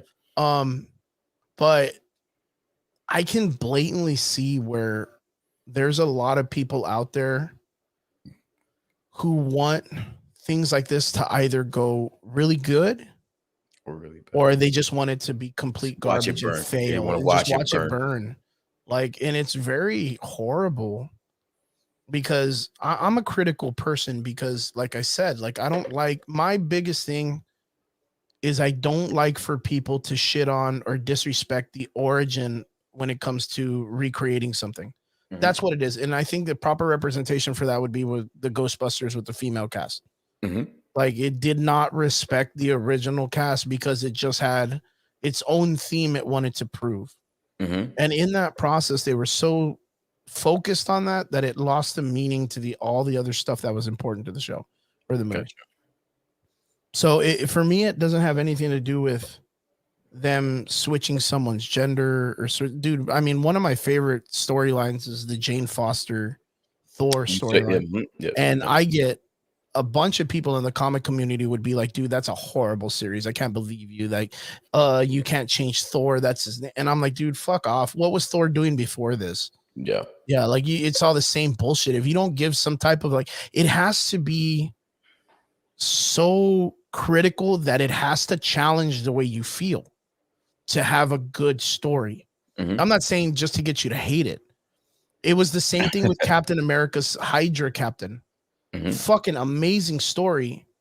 But what the fuck was Captain America doing before this except for just yelling Avengers Assemble? He's getting his ass kicked by every character because he's just a dude with strength and a shield, but he can rally people. Mm-hmm. But when you take Captain and you say, you know what, fuck it, let's make him a Hydra agent. And you're like, dude, what the fuck? Like, how in the fuck are you going to do that? And you pull it off? Mm-hmm. And it makes national news and it makes the people who don't read comic books hate what they're doing and it makes people focus on it. Isn't that the idea to create awesome stories? Like to get people's attention and to get people's emotions involved? Yeah. You know what I mean? Like the Captain America Hydra story, like it got shit on a lot. But if you didn't read it, I understand your offense because that's your grandpa's Captain America. Yeah. That's your grandma's. That's the one that they love. That's the one that, punched Hitler in the mouth and did all that shit. He is literally like. But okay, so then I think that's where you and I part roads on this. Okay. So that was my grandfather's Captain America. He's fucking grandpa. He doesn't give a fuck about Captain America anymore. Now it's my turn. What is Captain America doing what for is he doing me? now? Yeah, What is he doing doing for now? me? Yeah, exactly. Like the same thing with the X-Men. We had our time with the X-Men. Yeah. With the X-Men series. We had it. We loved it. It's great. If you want to watch some more of it, we can go on Disney Plus and we can fucking watch the shit. What is the next generation? What do they have now? If you want to modify it for them, fine. Yeah, no, that's cool. Like that's not an issue. Like I see that. But like my thing with that is like let's say we talk about the Marvel universe, right? And the Marvel universe getting finally we get films. Mm-hmm. And it just so happens that the masterpiece stories they wrote about that we grew up reading that we had during that time is finally going to get a live action interpretation. Okay. And they're like, dude, we're finally going to do it. You read comic books all your life. You're 40 years old. Infinity Gauntlet, it's coming. And you're like, oh, fuck, dude. Like, so all of those things from back in the day start popping in your head. Right. Oh, man. It's a good point. Fucking Thor with the 60-second hammer. Adam Warlock, Silver Surfer, Guardians of the Galaxy, X-Men. And then all of a sudden the guy goes, oh, yeah, but no X-Men. And you're like, wait, what? Yeah. Oh, yeah. And Thanos killing everybody in the universe because he's in love with Lady Death. Yeah. Scratch that. No death. No Lady Death. He just doesn't like half of the universe. You're like, oh, okay. And then someone says, oh, yeah. And Adam Warlock, the dude who's literally playing chess with Thanos and sacrificing all the characters. Like, now he ain't even in the film yet, dude. That guy don't even worry about him. Then you're kind of like, that's with those 8 characters missing. That's the whole Infinity Gauntlet story. Like, what are you giving us then? You're like, well, we're giving you a Thanos, and we're using the name that you literally helped us make popular. Yeah. But we're not literally doing that story. Like, and that's the same thing that's going on with World War Hulk and the Planet Hulk story is like, they've written themselves into such a weird situation that they can't go back to that story too well. Now there's theories that like from She-Hulk, which the trailer looks awesome. I'm super excited for. Hell yeah. I'm really, really happy. And I know it sounds dumb, but I'm happy that they're not going with the ogre, bulky, square looking. I'm okay with it. She-Hulk. I like the fit, tall, badass looking, sleek variation, like streamlined. She's going to look so fucking amazing. Fucking running. She's going to look like an Avatar character. Yeah. Like it's going to look so fucking rad. Like, I just in the top of my head. But apparently from this, it's going to go into the World War Hulk story. I was going to say, like, that was the only thing that crossed my mind. It's such a weird, like, just, and then again, like Marvel, they'll pull it off. Yeah. Like Marvel, they always find some way. And yeah, they'll step on something else to make it happen, but they'll make it happen. They'll make it happen. But I don't know how, because it worked back then. And this goes back to the idea on, we talked about the small, nuances that they had fixing themselves out of writing themselves into corners, which was like the Infinity Gauntlets don't work in other universes. All of the Kangs end up consolidating him, killing him off, and only 3 Kangs are left. Like, there's a lot of like, the Marvel had written themselves into such weird holes that they're like, dude, we gotta stop this, man. We're fucking this up because we're getting too far deep. It was very similar to Heroes, right? And I like to go back to this because it's a really great show. You remember Heroes, Save the Cheerleader, Save the World? Peter Petrelli's character, which is the main character, Milo Ventimiglia, plays such an amazing character. He is a dude that can be in a mile distance and he takes everybody's superpowers. Yeah. But that shit's only going to last for 1 season. You can't have a guy like that because in a world full of superheroes, like who's going to stop him? Yeah, who's going to stop him? And if a villain comes like Sylar, when Sylar comes and you realize that Sylar has to like open the head and dissect the brain and then he can know how to use the power. Like that gives him like a variable that he has to go through all of that to get powers. But like there was that episode in Heroes where they go to where Hito goes to the future and it's Sylar versus Peter Petrelli, right? Yep. But at that moment when Sylar shows up, Peter already took his powers. So now it's Peter with whatever powers he had, plus whatever Siler has, and then Siler can't do that. So you see how it was like one of those things like, dude, that is no way going to be a good fight. Like, that's just lame because Peter's character was just overwritten. They had to write themselves out. So later on, like in season 4 or 5, they brought the dad in who isn't affected by Peter's power, but can literally, My Hero Academia, his power off. He can literally touch you and steal your power. And he just removes Peter's power and then makes it to where he can only touch someone and use that specific power for that moment. But then at that time, no one gave a shit about the show anymore. You know what I mean? Like, no one cared because it just lost interest to what it was. And those are the things, like they end up writing themselves into these weird situations. So going all the way back, right? So we've crossed all the way into the Marvel universes.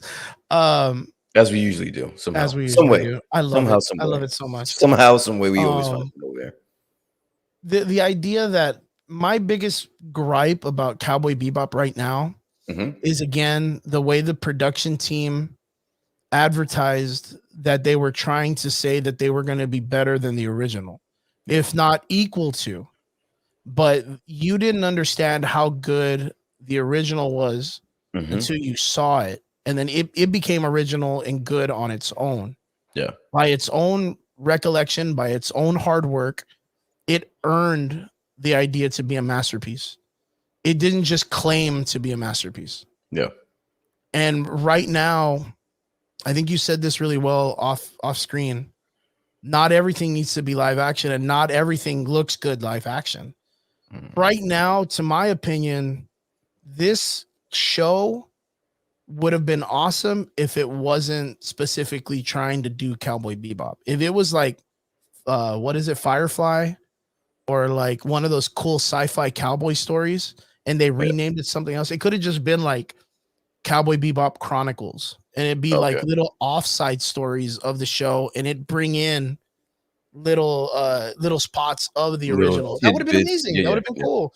Even the idea, the biggest thing was at the ending of Cowboy Bebop, if Spike lives, if he lives in the exchange between him and Vicious at the end, there's a big fight scene. And yeah, like it's just amazing. And it leaves you on an open-ended idea if he lives or dies.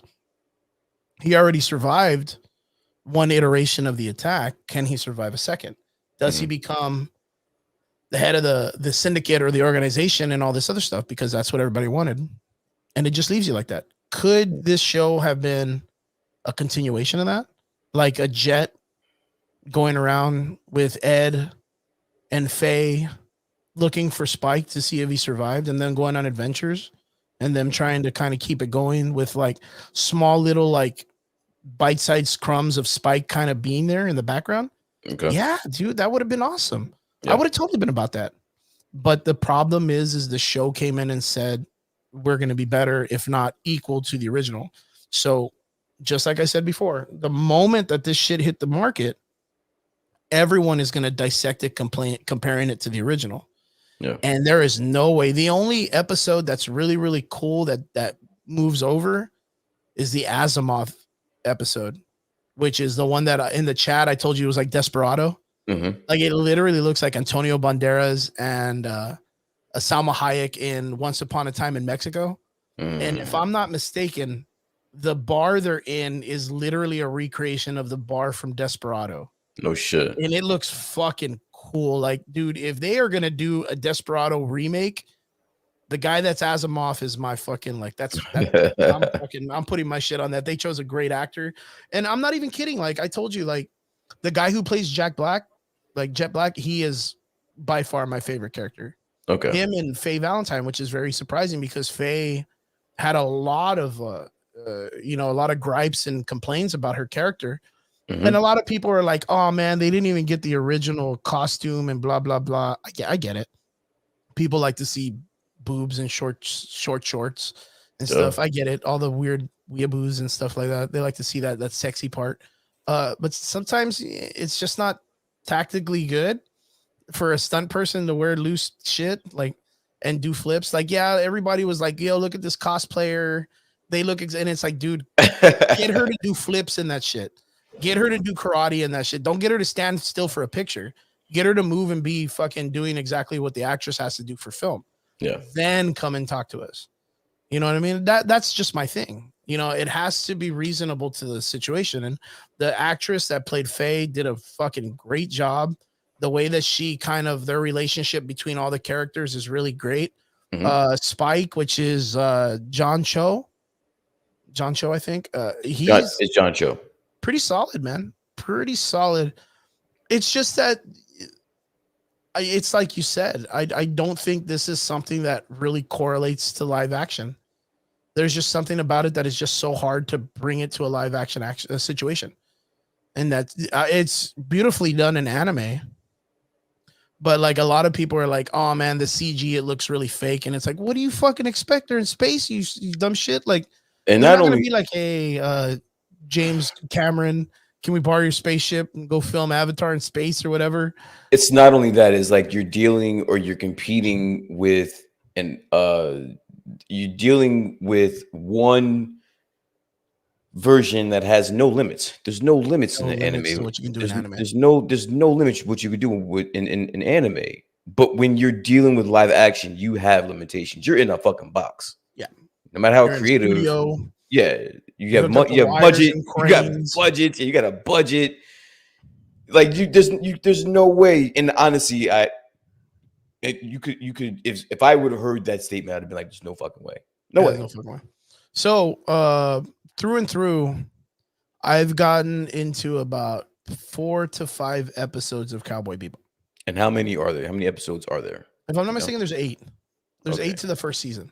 Gotcha. I'm on 0 of 8. You haven't seen any of them, right? I'm gonna let you finish it, and then you let me know whether or not I should check it out.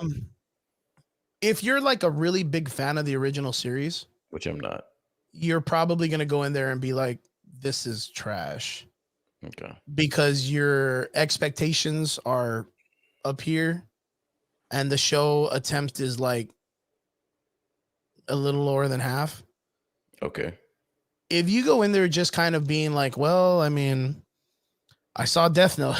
Can't get any worse than that. You can't go. If can't get any worse than that. If that's the roof of the building, you know, this fucking shot right out of it. You know what I mean? Like, if you go in with that aspect of knowing that you're already taking like one of the most out of this world animes and trying to make normal people do that shit, like, and you can kind of comprehend with it and you understand this from Death Note, because Death Note, again, one of the most boringest themed stories turned into like the most out of this world masterpiece of an anime, and then turned into a live action adaptation that you can't replicate that shit. You cannot replicate that shit. Not even the Japanese live action could replicate the anime's fucking Death Note. And that's the Japanese, not Netflix one. Even they couldn't get it right. The CG for Ryuk looks good, but just the story, it just doesn't make any fucking sense. And we were talking about this earlier too. I could fucking tear on Death Note all day. So can I. That's why I'm just gonna let you. I'm gonna let you do your thing, because I can sit here for the next 20 minutes talking about this shit. You know what's really cool about the Cowboy Bebop though? What's that? Is it brings back attention to that spaghetti western in space. Okay. It really does, dude. Like, it's almost like it sounds weird, but like I get that vibe of the same type of shows like Firefly or even like The Mandalorian. Okay. Like even with the idea of like the Boba Fett, the story of Boba Fett, the book of Boba Fett coming up, like it does correlate very well in those type of shows. Like that's why I'm saying, like, if it wasn't for it being that the person was like comparing it to the original story and saying if it was going to be awesome and this and that, like I would be like, I'm for this. It's really good. Like what a cool return back to this franchise in a way. The actors all did a phenomenal job. I think they all did great. I think the only one that was kind of was the villain Vicious, right? Okay. But then again, Vicious in the fucking cartoon is really like out of whack. He's like a big druggie and like, you know, he's just really fucking creeped out. It's really hard to play like that tense psychopath all the time. It would be the equivalent to like saying, I can't even think of a character like that in the other universes, man. There's a million of them, like Trigun, right? Like you look at Knives' brother. Okay. Knives is like when he goes crazy and his eyeballs is super big and he's got his big smile. Like it's hard to play that character for 2 hours in a film and keep that momentum going. There has to be the dynamic of change, which is like from the Joker. Like we had the Joker with the Arthur character, but you had all this up and downs in his life that you had to see, where he wasn't just a laughy-go-lucky crazy psychopath. He had to have dimension. He had to have depth in his character. And I think that's what they're trying to establish, and it's very hard. I'm a sucker for that, by the way. Yeah, like there's something about it. There's just something about it. No, I'm a sucker for the visual, and I've seen it in multiple animes or mangas. The bug eyes, yeah, with the little tiny pupils and shit. With the bug eyes, the tiny pupils, the veins coming, the sinister grins. I don't know what it is for me, dude. That fuck. I don't even know why my brain just went there because you said it. But I'm like, yo, I've seen that multiple times, and it's just that shit's gonna go down. Yeah, like that's when you know shit's gonna pop off. That, and then you get that weird like the mirror in the corner of the stores. You know, that big old mirror. So you get that one where it's like the perspective of their forehead and everything's like fisheye out, and you're like, oh, this dude's about to snap. He's about to go all types of crazy on someone. Sorry to derail you, but yeah, my fault. So far, the vibe of Cowboy Bebop, my interpretation. What are you rating? Dude, what's your rating? I'm digging it. I'm like at least a 7.5, at least an 8. Okay. Like just in the idea of it being something to watch. Okay. Something to watch. Like it's just something cool to watch. Like of course, you brought up a really good question off camera with us, and you were saying, well, when was the last time you saw something that was good in anime come to live action? And I'm like, I mean, you're not lying, man. I would watch this in a heartbeat over Attack on Titan's live action. But then Attack on Titan's live action is fucking horrendous. But then again, that's something that you said. Like it's tough, man. There's sometimes that you just know that they can't do it to live action. Just leave it and alone. You see, like it's interesting because like the Attack on Titan film, like the actual television, the actual anime and manga, it's got a pretty solid story. Like if not, it's a fucking masterful story. All of these shows have great stories. They're amazing stories. But then when they took it to live action and they made it to where like, oh yeah, this is your reality, but that's why there's like tanks and nuclear bombs and like things in the background. You're kind of like, wait a minute, this is our world. I thought it was like on another weird planet that this like history in their world. Like what? Like this is with us. Like they took, and this is what we're talking about, where they perverse the story because they have to switch it to make it more, I don't know, streamlined or something. Okay. Because apparently the director of Attack on Titan in some way didn't believe the story itself from the anime was going to be acceptable live action. So why the fuck would you do it then? Yeah, why would you do it? Like, but that's what we're talking about. Like that guy took the freedom to change the entire prospect. The Titans were still there. The way they attack is still there. The army is still there, but the story is warped.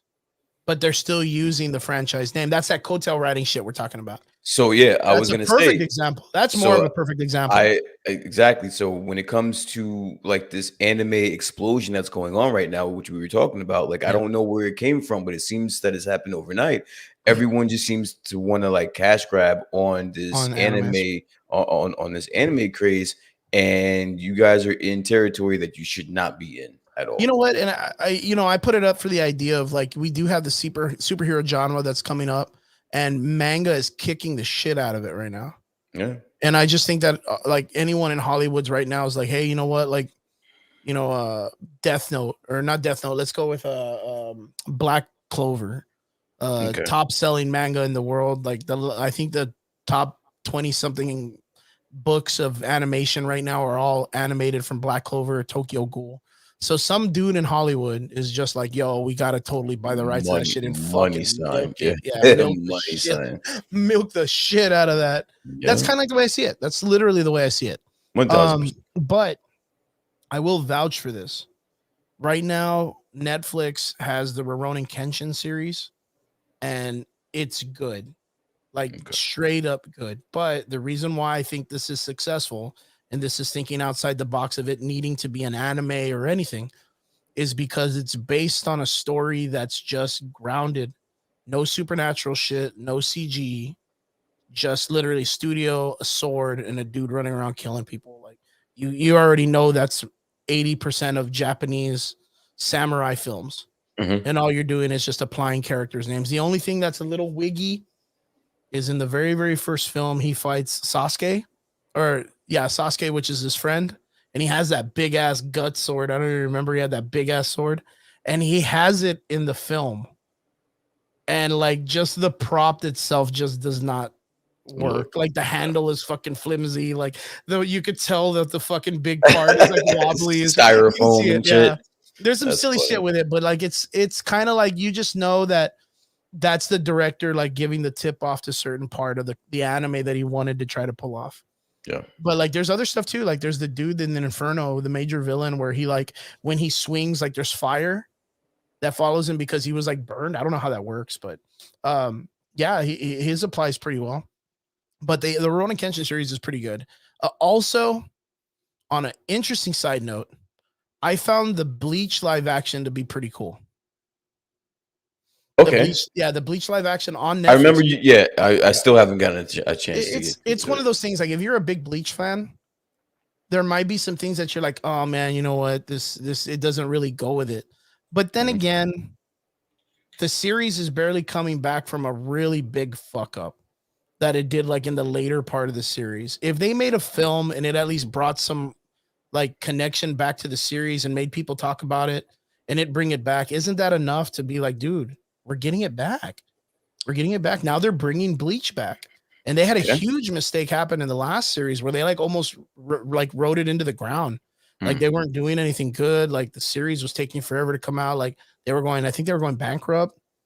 And then Netflix bought the rights to make this the film, and it started to get like some, generate some money. it starts to generate some revenue. And you know what? That was really cool because that's the same thing that happened with The Devil is a Part-Timer. I don't know if you've ever seen that anime. If you haven't seen it, I recommend it to everybody out there. The Devil is a Part-Timer. It's a really great movie, a really great anime. It's getting a second season. I'm super excited about it because it's fantastic. It's literally real Game of Thrones, World of Warcraft. The devil is from another plane of existence, and he like rules it like as a giant knight with all this demon shit. And there's like the angel type people that are in the background or whatever, and they open up a big ass portal and they bring it back. And when they come into this world, like they don't have any other powers, or they have very little. So they're like, well, what do we do? And he's like, well, we have to live life here. So they go get jobs. He just ends up working at McDonald's. It's the silliest fuck, dude, but it's totally worth it. But going back to it, Cowboy Bebop, I think it's right now. I feel like it's okay. It's worth it right now. I haven't gone to the end yet, so I can't really give you a full on thing. I'll give it midweek. I'll tell people what I kind of think because I don't want to take too long on it. I want to make sure that people know that it's a great show. Don't believe all the hype and mishype. But yeah. Jumping into the next part. Actually, really quick. What's the news about Scarlett Johansson? Yo, I wanted you to kind of make sure you let people know about this because this was really cool. Yeah, so I think you're the one that told me about it. So Scarlett Jo seems to be in talks with a secret production where she could be a producer to some type of Marvel project, right? Marvel project, man, which is super interesting considering she just sued them. So that's she just went fucking to a nuts. fucking court thing with them. Fucking nuts. And honestly, I want you to find that quote. Oh yeah. We have to talk about that. There was a quote. Yeah, I actually have it here. There was a quote that Kevin Feige released that I need you to say it. I need a laugh right now. So this is from CBR in CBR quotes. This is coming straight from Marvel Studio president, Chief Creative Officer Kevin Feige, one of the men who paid tribute to Johansson at a ceremony honoring her as the 35th recipient of the American Cinematic Award, saying, "We are already working with Scarlett on another non-Black Widow related top secret Marvel Studios project with her as a producer." Kevin Feige also said he went on to call Johansson one of the most talented, versatile, and beloved actors of our time. Huh? Later adding, working with Scarlett has truly been one of the most memorable and rewarding collabs of my career. That is Huh? wild. Huh? Wait, Huh? What? I want you to say that quote one more time for me, please. Kevin Feige also said, one of the most talented, versatile, and beloved actors of our time. You didn't have to tell me which quote. I know exactly what you're talking about. Because this goes off of what we were talking about earlier. Like, other than the Marvel films, can you name a Scarlett Johansson movie? Like, that's not Give me Black what? Widow based. Yeah, give me one in the last 5 years, 6 years, Yeah. 7 years, And I 8 mean, we years. named off a little bit, like nothing too crazy, but they all correlate with the same thing. And it goes back to like the whole Angelina Jolie being a heroine actress of that time. And I think Scarlett Johansson's at it right now. But it's very crazy because, yes, she went through a court suing of Marvel for the Black Widow situation because of the numbers and the money she wanted and all this stuff that they promised her and they didn't really give.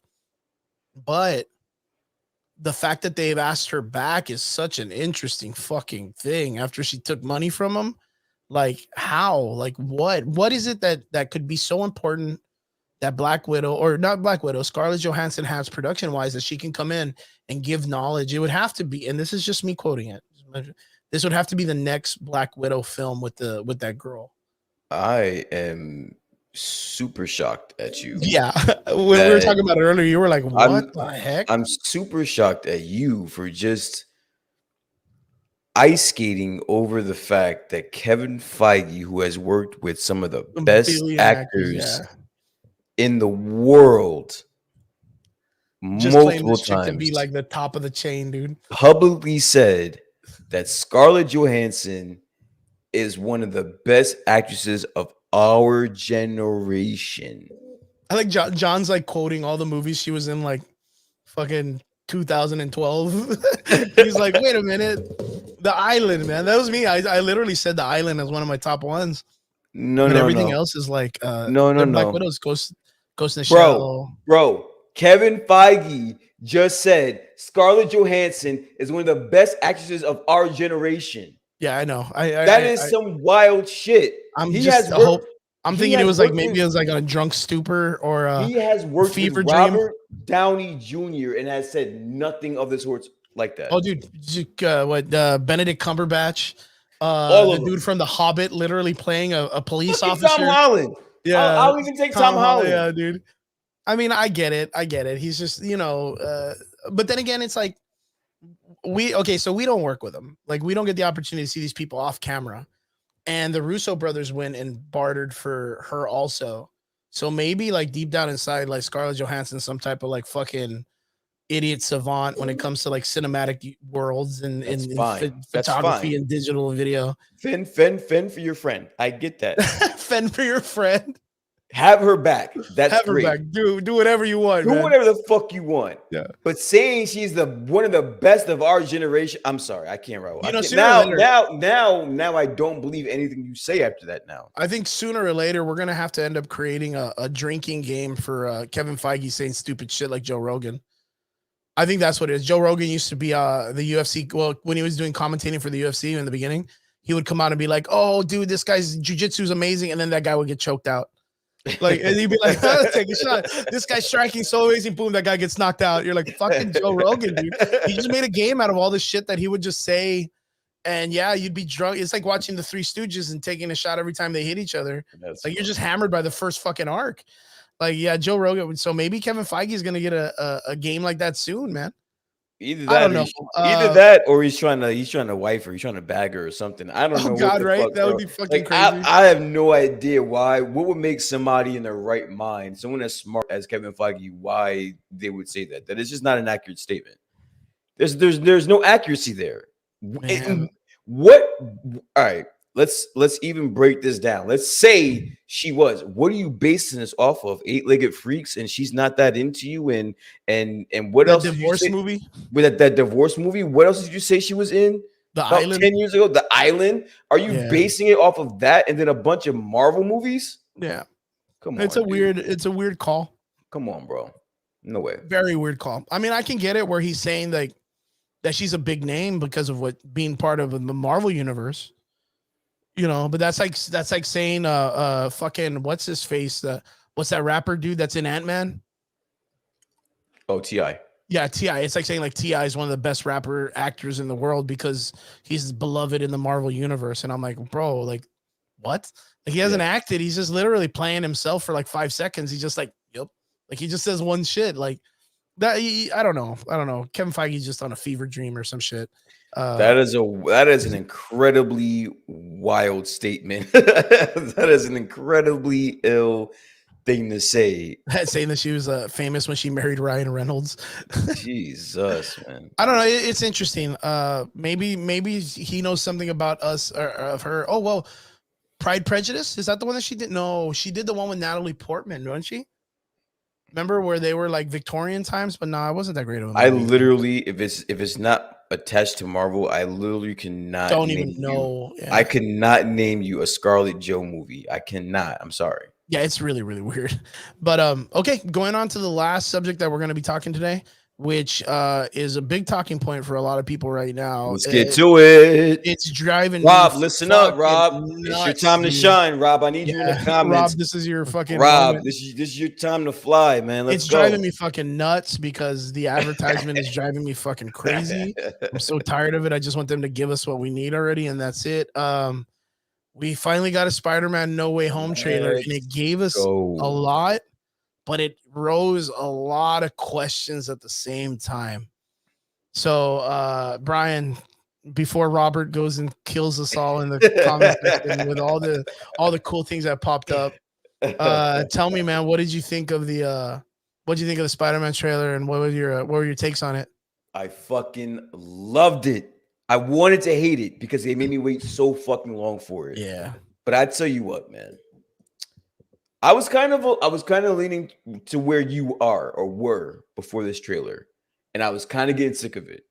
I was like, the poster, the trailer, I'm over it. But that fucking trailer, chef's kiss. Nice. It reinvigorated me for this movie. And not only that, but it reinvigorated me for Doctor Strange as well. Nice for the its own movie, the Doctor Strange movie, like the Doctor Strange movie as well. Nice, good like shit. This just restored my faith in what they're gonna do. Now we can get into like the trailer and the breakdown and however many Spider-Man supposedly were supposed to be in that trailer, but for what it is, for what we saw, I like it. I honestly think, before you give your opinion, I honestly think this will be my favorite Spider-Man movie of all time because this is gonna get dark. Oh, okay. This is gonna get dark and it's gonna get fucked up. You think this is gonna be the turmoil? This is gonna get trippy. Yeah, this one is gonna get trippy, dude. It's gonna get trippy, and I'm all for it. So, and I think Tom Holland has the acting chops to pull this shit off, bro. Yo, Robert, that's another thing. That's anyone that's listening that wants to see this movie, I highly suggest you get your tickets exactly like on that day. Early. This is gonna. You think it's gonna be the? You think it's gonna be the one that brings us all back? This is the one, bro. This is gonna be the one. Part of me that thinks it too, man. This is gonna be the one. Yeah, it's crazy because who would have ever thought that Spider-Man would be that character? You know what I mean? I wonder if Stan Lee and all his glory and like masterminding things like knew it. I wonder if he knew that this was going to be the thing that brought the world back to being out and about in theaters. You know what I mean? Like that's a big fucking thing, especially since like we're coming off of like a I mean, of course, the universal virus that attacked the entire world. Yep. In our own world, in our own way, it's our own infinity crisis, right? It's our big world-ending event.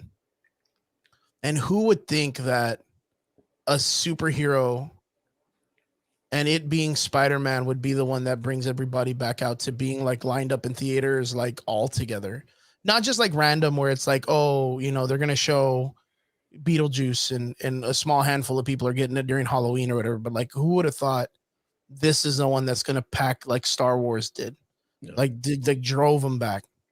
Who would think, man? Like, I don't know if Stan Lee ever had it to be that, or even if Sony ever had it planned.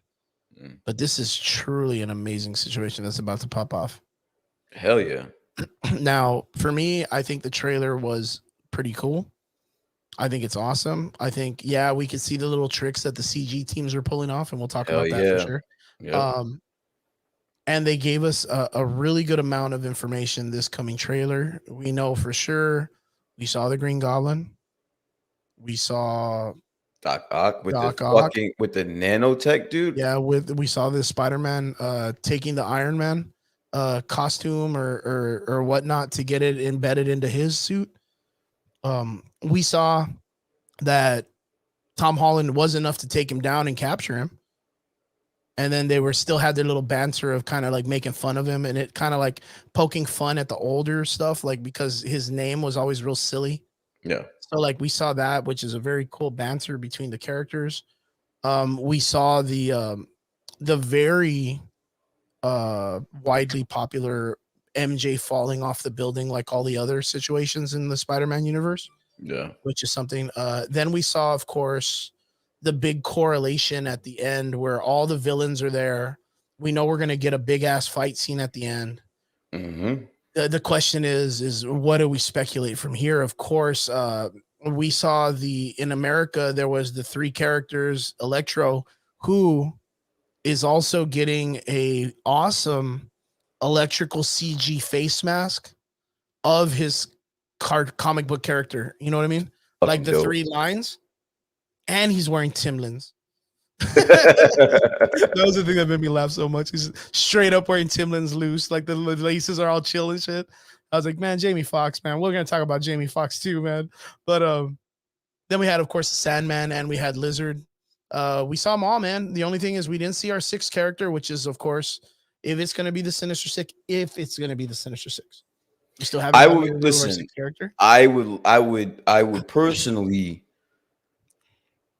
find Kevin Feige's address to where he actually lives. Yeah.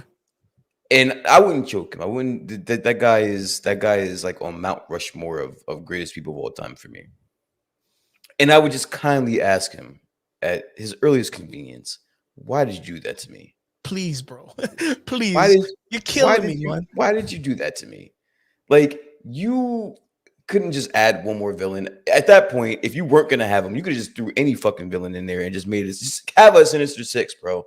I really Let think, me have that. I'm with Robert. Robert put in the comments that he believes, or I'm with John, actually. John says, I still think it's going to be Venom. And I think it's just like the way they did with Ed and Cowboy Bebop. They're just waiting till the very end because a lot of people don't know that they, of course, think Venom's in his own universe somewhere. And if they bring him here, and then, of course, with the correlating of the idea on the, the ending credits of Carnage, like, he's in this universe. I think with Tom Hardy wearing the Spider-Man No Way Home hat was a kind of like a nod already. It was kind of that he's already there. That was a sign that he's probably going to show up in this movie in some way, shape, or form. I mean, now, whether he's part of the Sinister Six. The thing is, like, is he going to come out as a major villain? Do we really need him to be in there fighting? No. I think it'd be cool if he was just kind of casually in the background and he like attacks or watches Spider-Man from a distance and at the end reveals himself in some way and shows that he's going to be something in the future. Or maybe he comes in and the idea of what we were talking about before. So there's a lot of speculation that there is Andrew Garfield and Tobey Maguire in the film, right? There's a lot of speculation. We haven't there's no trailers, there's nothing about it. But we're always talking about, we do have the falling scene with MJ. And a lot of people think like, dude, this is what Andrew, I love. That's Andrew, bro. I love that because people are allowing that idea of proper writing to come through. They know that it's a good callback to that scene. That if how beautiful is that? It's beautiful as a redemption, like as a redemption fucking story, bro. That is so beautiful, bro. And that's what we're talking about when it comes to proper story writing. Like you feel it. Like when it's a good story, you feel it. Like you feel that it's supposed to make sense that way. I will never forget. If they don't do that, it would be a missed opportunity. I will never forget how I felt watching that Spider-Man when she died, dude. Yeah. I'll never forget. But the idea is that's the purpose of that scene, right? Like you're supposed to feel that because that's his like in that world. That's kind of like his Uncle Ben too. Mm-hmm. You know what I mean? So there's a part of me that's like, it would be great if Andrew Garfield saves her because it makes sense. Of course. But what if it's not? Like, That's fine. That's fine. What if the Tom Hardy Venom comes in and grabs her? That's kind of lame. You know what I mean? Like, it's I weird. don't do that. That's kind of lame. Don't do that. Don't But do that. it's a Don't do that. possibility to where they bring him in, and he's like that new. Not in that spot. I need you to fight one of them. Vibe. Yeah, fight one of them. Like, let one of the Spider-Men save the chick. Yeah. You go fight one of the fucking. I got 6 motherfuckers on my ass right now. Go pick one of them. Go pick. Yeah, please, dude. Go pick one of them.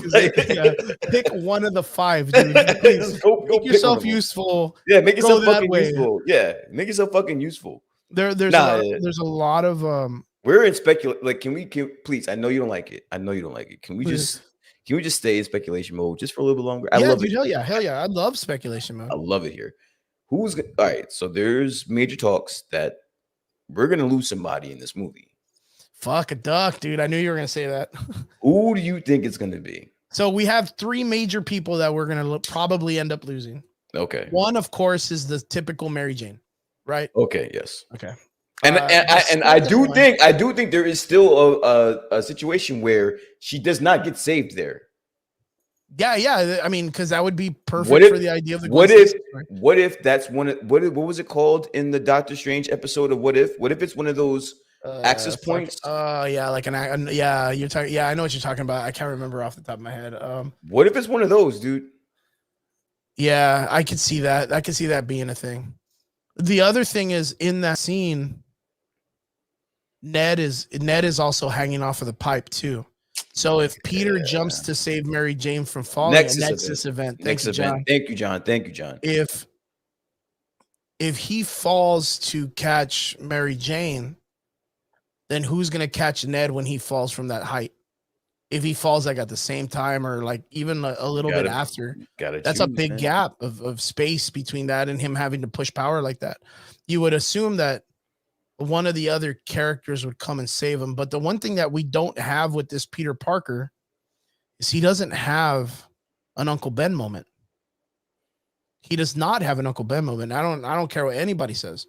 They could be like, nah, but Uncle Ben dies in the all story, and but that's the purpose. You know the vibe, and you know the feeling, you know the exact reason why he's a hero. Mm-hmm. And you got that in Andrew Garfield with Gwen Stacy.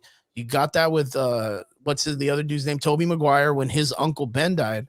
Mm-hmm. And this one, he's like, oh yeah, my Uncle Ben died like a long time ago, and great power, and blah blah blah. Nothing. Casual, yeah. My speculation on who's gonna die is Aunt May. And that's why they're not giving her any fucking attention.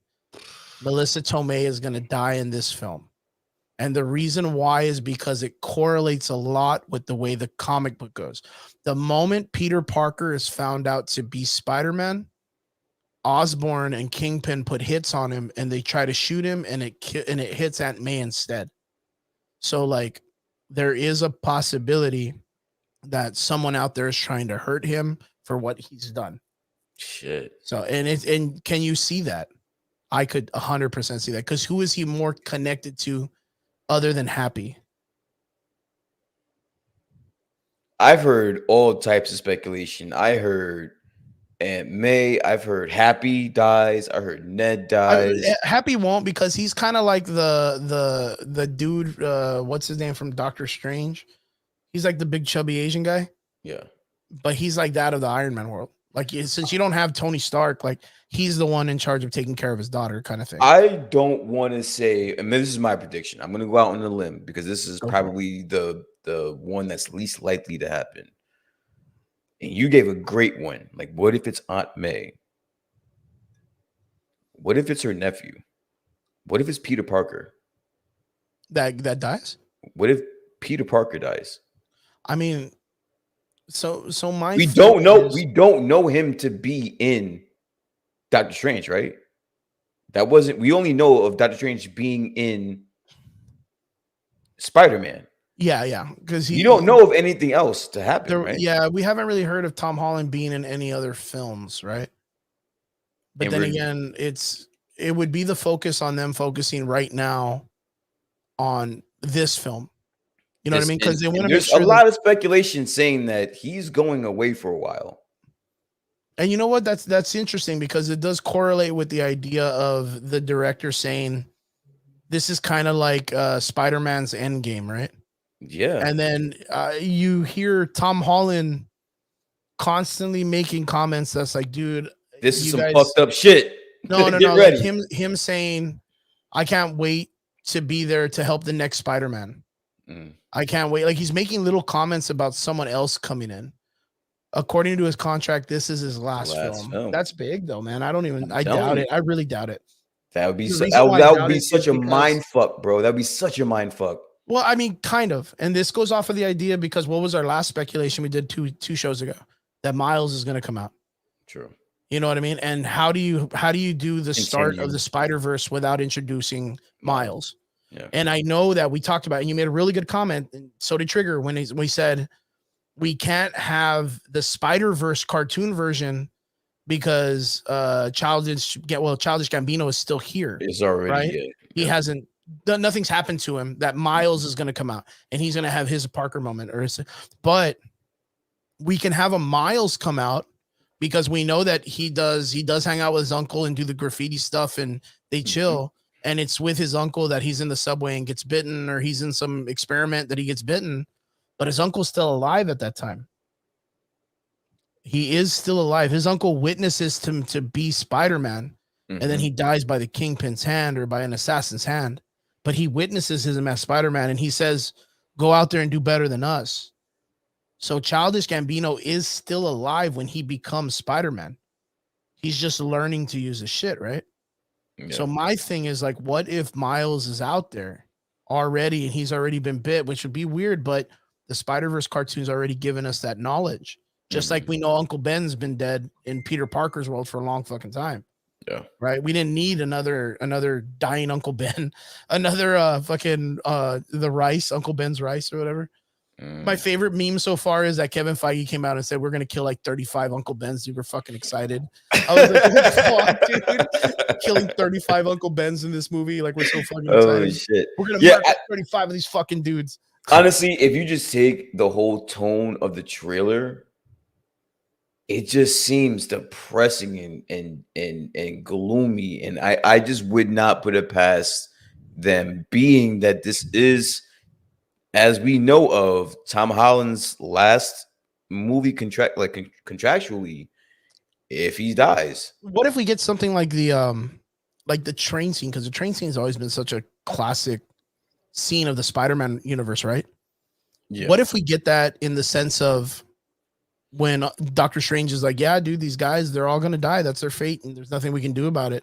And he's like, bullshit. I'm going to save all of them. Like, cause that's what I do. You know what I mean? Like, what if that whole, like him being like carried, like it changes the whole dynamic of the film when you know that these guys aren't fighting Spider-Man just to fight him. They're fighting him because they want a chance to live, because they know they're going back to die. You know what I'm saying? Yeah. Like it changes the whole dynamic of the way you look at every one of those villains now, because who wouldn't want to fight to live?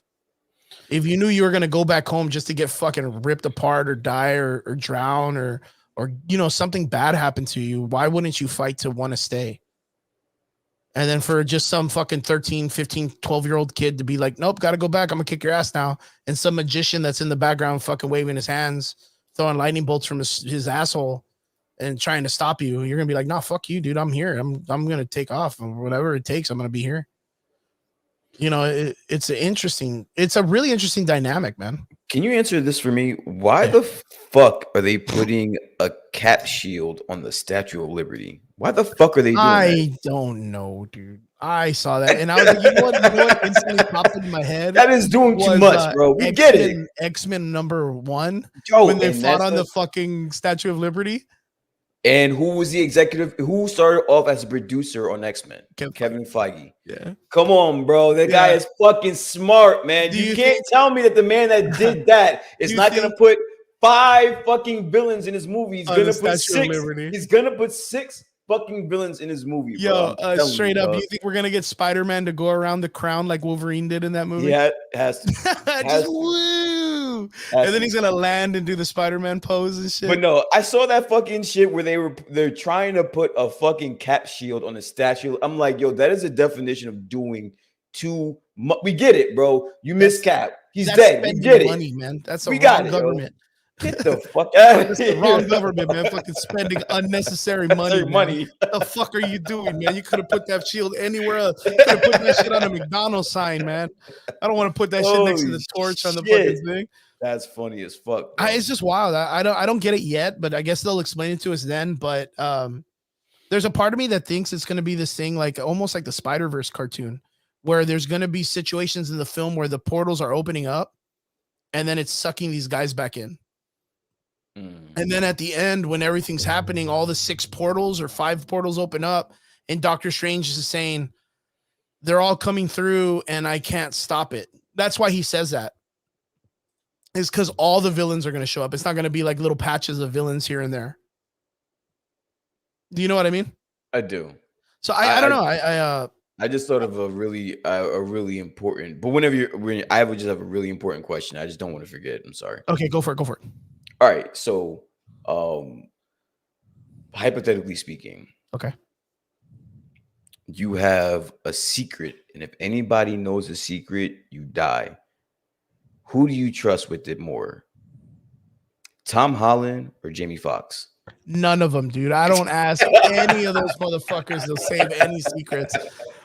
Guys, really interesting concept. And we had to get into this part.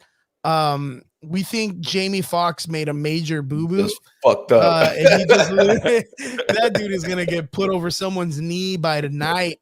Jamie Foxx on his Twitter released a poster. So the biggest thing, which I mean, overall, everybody can kind of correlate and say, you know what, like we already know. We know that all the Spider-Men are probably gonna come out in this movie.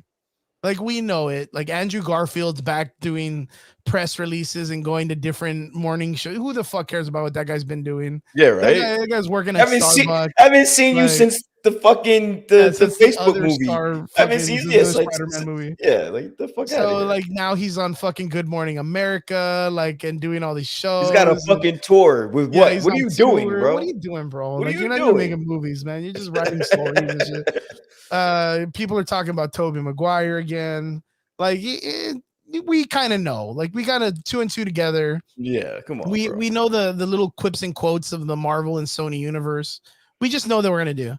Well, it just so happens that our boy, the man of the people, Jamie Foxx, has done what Sony hasn't and has given the people what they wanted. And he literally released 2 pictures, if I'm not mistaken, of a poster of his character floating above the 3 different Spider-Men, saying something like in the aspect of, I can't wait, and then hashtag chasing spiders, which then maybe 10, 15 seconds later got deemed kicked offline, but it was just long enough that someone was like, you know what? I wonder what Jamie Foxx is doing right now. Let me go check out his Twitter. Yeah. That delete shit never works, by the way. Like someone always catches you. Yeah, whenever you post something, 5 seconds on, it's on. You will never delete it in time for no one to ever catch it. So if you're out there and you want to type in some crazy shit, type in Jamie Foxx poster, the hashtag chasing spiders. Yeah, he ended up releasing a poster that has a literal picture of all the 3 Tom Hollands or all the 3 Spider-Mans all kind of hanging around underneath him.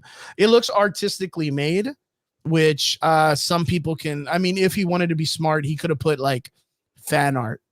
Mm-hmm. You know what I mean? That would have been the smartest fucking move. But no one's looking for smarts. You know, we're not looking for people to be intelligent right now. We want dumb mistakes. Like this is why Don Cheadle and Cumberbatch are always with fucking Tom Holland or Mark Ruffalo or some shit like that. So it's You just like, can't trust him, man. what was he? What could he have been possibly thinking though? Like, did he think that that was cool? Didn't Well, I sound mean, like it. dude, I mean, think about What? him, right? He hasn't been in a superhero film in ages.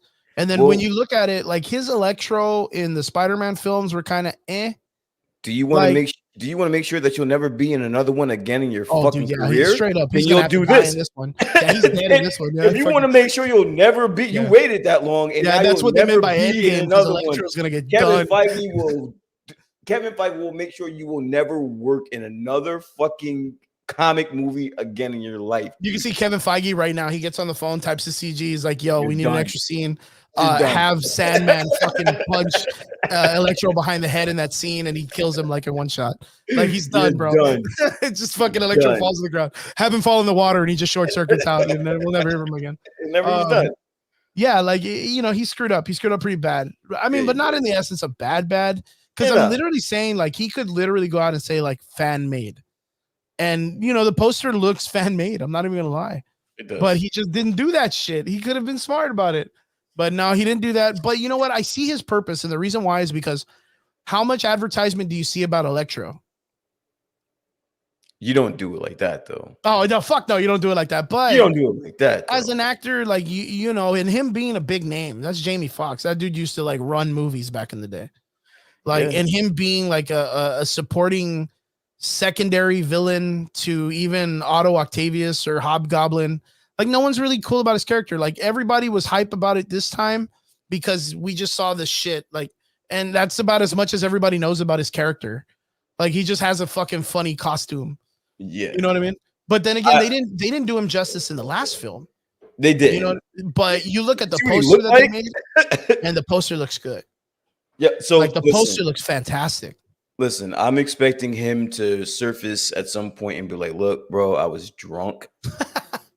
Like I was fucking tore I was up. on some sauce. I was fucked up, and I just decided to post that shit."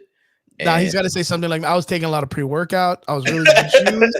I was just really hyped. I was just really pumped. You know, I saw Cowboy Beebop and I wasn't excited. Like it's something nuts, man. Really, he's got he thought I was messing. He thought I was joking about the Timberland boots. He's got Timberlands.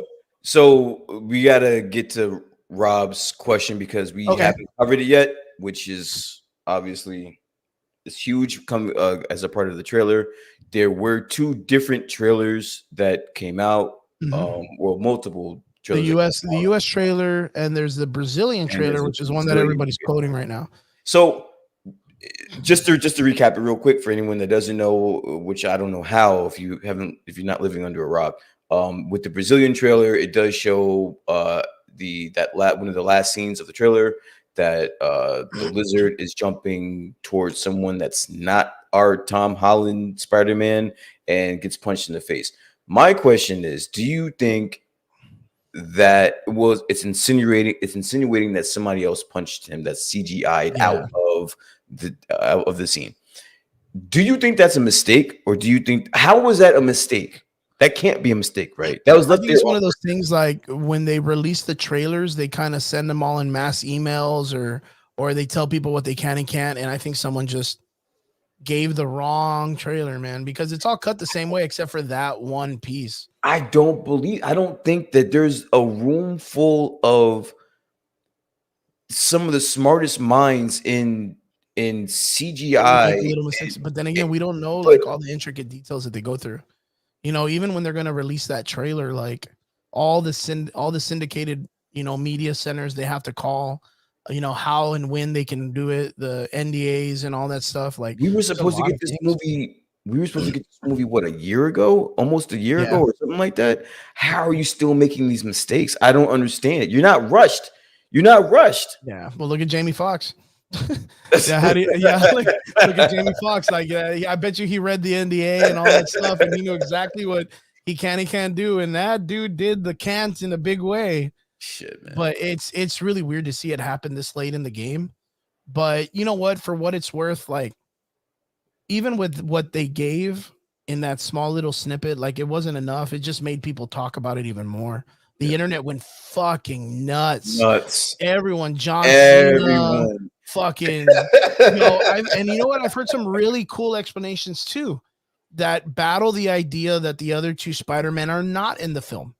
How so? How? So I heard that the speculation is that the other two are not in it, and that the people that are helping him out in the end are Otto Octavius and the Hobgoblin, because their characters have an arc that at the end they apologize.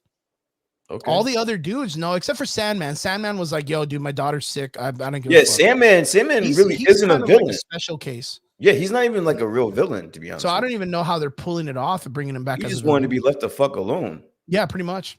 But so the aspect is it's Otto Octavius and Green Goblin that are there with Spider-Man in the middle that are fighting the other three. That would equal a 6. Because Spider-Man is one of the members, and it's not necessarily a group of 6. It's just 6 people fighting. Gotcha. And they're not really sinister because they're all doing it to survive. It's a fucking weird story. But you can see where it's like, oh shit, you know what? Like in the way Otto Octavius hits him up against the wall, and he's like, wait a minute, you're not Peter Parker. There's a part to him that you could see that he's like, wait, did I mess up? Like, what's going on? Like, where is this guy that I have a vendetta against? Bro. And he doesn't have a purpose to hate this kid. Listen to what I'm about to say to you. Because this is some real shit. If that movie does not have I'm fucking rioting, man. Andrew Garfield. Yeah, I don't know what you're saying. I already know what you're saying. And not Tobey Maguire, bro. I'm rioting in my house, dude. People are going to try. You want to talk about trash a movie? Yeah. They're going, unless this is like the most epic shit ever, they're going to trash this movie. No, what saves it though? What saves it if that's the way the case goes? Honestly, I'm gonna be totally honest with you. I don't necessarily need those two in this movie. I think as is, from what I believe the story to be about, this is gonna be fucking dope. Like, this is gonna be right at my fucking alley. I think it's gonna be great. I think it's gonna be fucking dope. Yeah.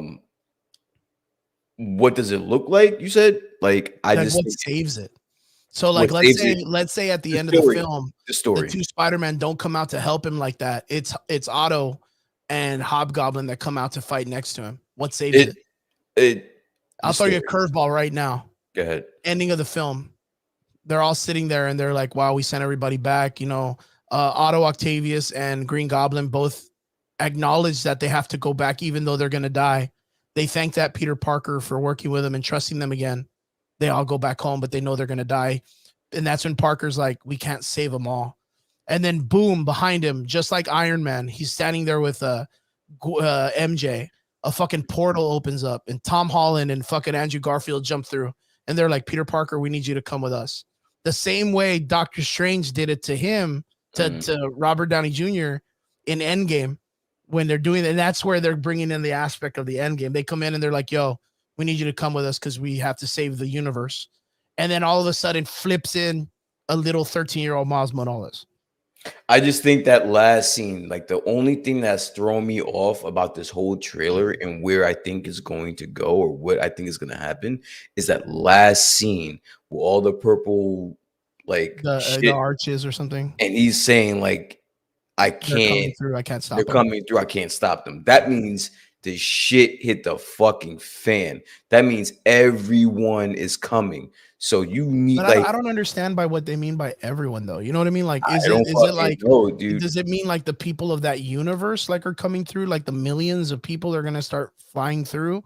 Or is it just these 6 dudes that are coming or 5 dudes? Like, that's the thing. Like, cause my thought was that they came in one portal and they were just here, just causing a ruckus. And, you know, Spider-Man went in and got his ass kicked, came back, you know, took out 2, but got his ass kicked again, then came back and final meetup at the end. They're going to fight at the fucking Captain America Statue of Liberty. Who the fuck knew? But then these portals open up and that makes a whole different aspect. It almost correlates to the way the Spider-Verse was, where like they had all these like weird like pop-ups of the glitching in certain parts of the city. Right. So like, that's why I kind of like, it correlates really much with like a little bit of the Spider-Verse to me. It does. I just don't think with all of the rumors, the sightings of Tobey Maguire, the contract negotiation, like we actually had people giving updates on negotiations between Tobey Maguire Yeah. and It's Marvel. too much, man. It's too much. They're in the fucking movie. Like they're Yeah. in it. Like there's no way. If you give me a movie after all of that drama and all that bullshit, Maybe a Deadpool cameo. if you give, I would love it. If you give me a movie that doesn't have both of them in it, I would be shocked. I would be shocked. I think I mean through and through, I think we can pretty much guarantee that these guys are going to come out in this film. They'll be there. Yeah, they'll Like be because there. it doesn't make sense to have Tom Holland fighting this many villains by himself. And fucking Jamie Foxx just told you, bro. Yeah, and Jamie Foxx, the man of the people, the savior of the Spider-Verse. Jamie Foxx has just told you what the fuck is going on, bro. Jamie Foxx literally just messiahed up in the Spider-Man fan base and literally just gave us exactly what Sony didn't want to give us. And through and through, I don't think it's going to ruin the movie if Sony tells us these guys are in it. I think it's just going to inspire more people to go watch it. I said that, so I brought that up. I work with a guy that loves to talk about Marvel shit, and I said, dude, why didn't Sony just put them in this trailer? They're already. You can only make more money by doing this. First off, I'll reiterate. I think this movie is gonna break every fucking record box office right now. It'll break post pandemic. It's gonna break everything. Could you imagine the chaos on November 29th, which is my birthday, by the way? When the tickets go on sale, if you show them that fucking the other two Spider-Man are in this movie. Well, that's the thing. I think there's one more trailer. You think there's another one? I think there's one more trailer, and it's going to be the big reveal. Really? Yeah, because it's going to be the one that's the closest one to it. They're going to want to make sure that they're selling tickets. They're going to want to make sure it's available, and it's going to be that trailer that it's going to be like boom, boom. Hey, what's up, Peter? You know, nice to see you or meet you. Then you're going to get it. You're going to get one more trailer. That's what I think. Okay. There's a lot of things that could happen, man. Like it's one of those things. Like Sony is. I'm really excited for this, and this is really crazy for me to say that about a Sony film, because Sony has dropped the ball several times in the last couple. But they have the cheat code. They have the cheat code. Yeah, Spider-Man. Spider-Man's a cheat code. Spider-Man is the cheat code. And they're still linked to Disney and Kevin Feige and all that shit. Like it's a cheat code. Yeah, and it's one of those things. Like I'm not at all excited about Morbius.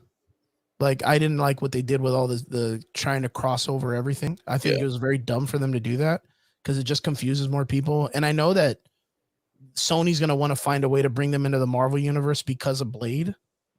Like you can't have a movie with Blade not have a Morbius. You know what I mean?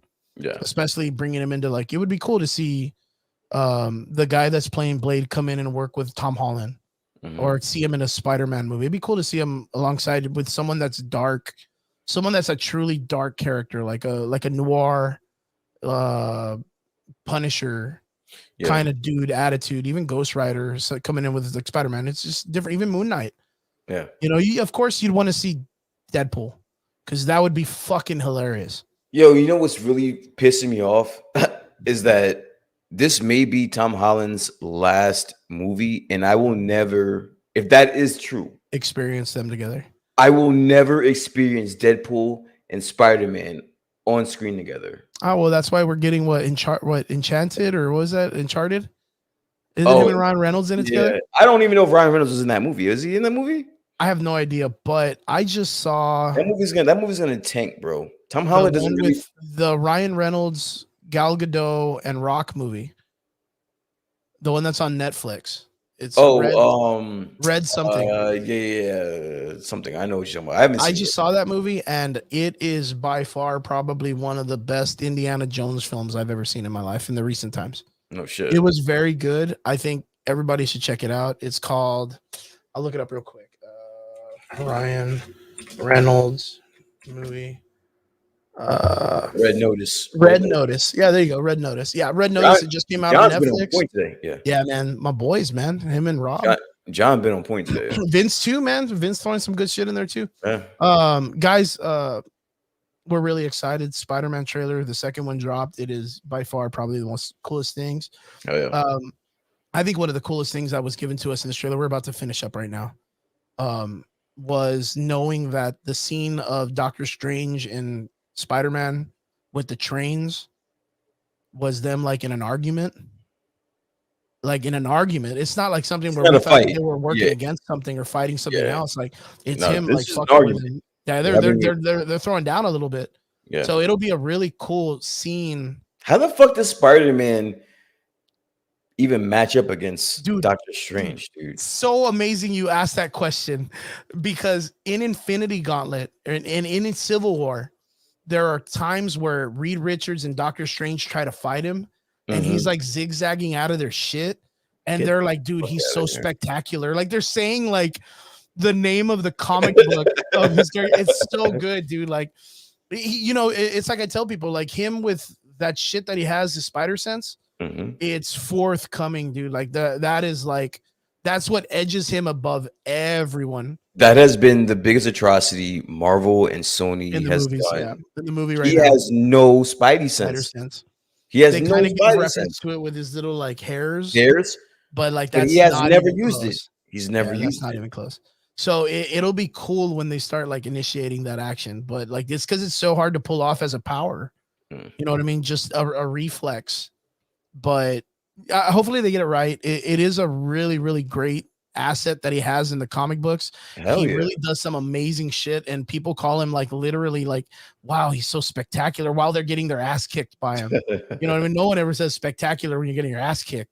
But yeah, he just does amazing things. That's what he does. But I mean, yeah, Doctor Strange is Wasn't going to that be way wasn't that overpowered. Spider-Man in the original Infinity War, or Yep. was that him that he took on the entire fucking X-Men and beat their fucking ass? Yeah, I think that's one of. I don't think that was the Infinity Gauntlet though, but there's been several iterations. There was one of them where he like almost killed Kingpin, and this actually correlates right after this story in the comic books. So Okay. what happens is they kill Aunt May, and they find out that they don't kill her, they wound her, and he doesn't want to be Spider-Man. But in the essence of it, he becomes very like revenge driven. He gets locked up because they're trying to protect him or something. He then goes after Kingpin, beats the fuck out of him, like in front of everybody, in front of the yard, and then puts his webs in his mouth, like his hand. And he's like, I could fill your lungs and your stomach up with webs right now, and I would not give a shit. Yeah, he literally, and he's like, are you serious? You would do this right now? All of these people are looking at you and they know who you are. And he goes, that's fine. I want them to know who I am, because if they come for me, this is exactly what they're going to get. Yeah. Like he is like, no fucks, dude. Zero fucks given. Yeah. And it is such a great way to see Spider-Man written. But guys, we're about to hit the ending of the show. Guys, we want to say thank you so much for tuning in. We had a great, great conversation. Guys, so far, have you dug the Cowboy Bebop review? If you're watching it, are you into it? Do you feel like it's a little bit less than given? What's your rating on the Cowboy Bebop show? Spider-Man No Way Home, are you excited? Did you see the new trailer? Is it something that you think is going to be great? What are your speculations? What are your theories? We want to hear about them in the comment section. We want to hear about them in our DMs. We want you guys to hit us up and just be like, yo, Jamie Foxx did that shit because he's taking attention away from fucking Miles Morales, or Nova being in Morbius jumping in, and Venom and all this stuff. Shout out, of course, to www.eatmetexas.com as a sponsor. Shout out so much. Thank you so much, Eat Me Texas. Like, dude, you know what? And I didn't even get to talk about that. I'll give a little note. I gave some of my MMA fighters who are all, avid users of the regular stuff. Yeah. Well, I took one, and remember that dropped me. One of my dudes took four of these fucking gummies, and he slept 10 hours and was like, yo, that was the best sleep I've gotten in like my whole life. He's like, I was like, dude, did you wake up like groggy or tired or anything like that? And he's like, no, dude, I woke up and I was like pepping my step. Like I felt great. And I was like, holy shit. Another one of my fighters took two, and he said he felt it very euphoric, very chill, very thing. And my biggest question to him was, did it feel like when you're doing the other stuff, like the actual smoking, like THC, MMA, or not MMA, THC weed, right? Yeah. And he's like, no, it feels different because you feel like tingles, but you feel them in a good way. Okay. Like you could feel it as a psychedelic, which is like very weird. He's like, I didn't get that vibe, but I felt very euphoric. Mm-hmm. So this is coming from two dudes who actually smoke, and their review on it was, yo, they're gonna get into it because it gives them almost something to similar, the same vibe. And it's not illegal. It doesn't get you in trouble for buying it. You can walk into Walmart, you can buy that shit. You could fucking walk right into a vape shop, purchase that shit, and walk right out and be okay with it, and just be popping those gummies while you're trying to walk to your car and get all fucked up or whatever. Of course, we don't recommend to do this while you're driving or being impaired by driving. We want you to be at home, safe and secure. You know, we want you to make sure that you're comfortable somewhere so you can relax. That's the whole purpose of this. It's just to help you with inflammation, anxiety, or anything else, insomnia, anything else you're suffering from. Hit up www.eatmetexas.com. It's right here. Boom. Shout out to our sponsor. Thank you so much for sponsoring the show. We appreciate you. And man, I still got to send you your gummies. I need to get your address. Yeah, I will definitely send that to you because more you talk about it, dude, the more you talk about it, I'm like, yeah, I need that. Dude, it's very impressive. I fucking need that. Very impressive.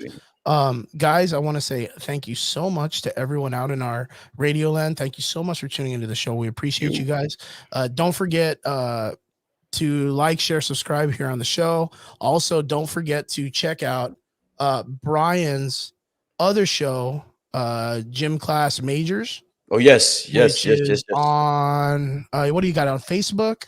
Yes, we're as of right now, we're still working on Apple, but right now we are on Spotify, we are on Google, we are on YouTube, we're all over the fucking place, bro. And soon to be Apple as well. Yes. Gym Class Majors. Shout out to D Vargas. They got some really great stuff going on, guys. Go check them out. Yeah. Hit them up, like, share, subscribe, join it, follow, listen to the stuff on your apps because it really, really helps us out. You can find our show also on the same apps. Join us, jump in with us, have a great conversation. Again, thank you guys for jumping into the comment section. We appreciate you guys so much, and we'll see you guys again next Friday, 9 p.m. Actually, I got to talk to Brian because our next goal is we want to try to move the show to Sunday. Okay. So that's a really big move. I think it's an important call. I think it's something we want to give it a try. Maybe we could do a test run maybe in a week or two. I'm down. We could try to hit up a Sunday night, guys. We'll try to see if we can do it like at 8, right? Yeah, like at 8 o'clock to maybe 11, maybe 10:30. Okay. Yeah, because I wouldn't want to do that like all the way nighttime to midnight. Because I mean, Sundays like Sundays like the and shit like that. Yeah. We want to be respectful and stuff like that. So we want to keep it a little bit early, you know, a little bit of that, like what David Letterman time, 11 o'clock. Yeah, David Letterman time. I got you. Okay. All right. But guys, we'll give it a try. We'll talk about it. We'll plan it as best as we can. And we're going to try to see if we can help the people in the show so we can make it an easy transition if it works. Okay. So guys, thank you so much again for tuning in. And we'll see you guys again next Friday, 9 p.m. here on the Average Boys Podcast, live on Facebook, Twitch, YouTube, anywhere you're looking at us. Thank you so much for tuning in, and we'll see you guys again next Friday. Laters. Peace.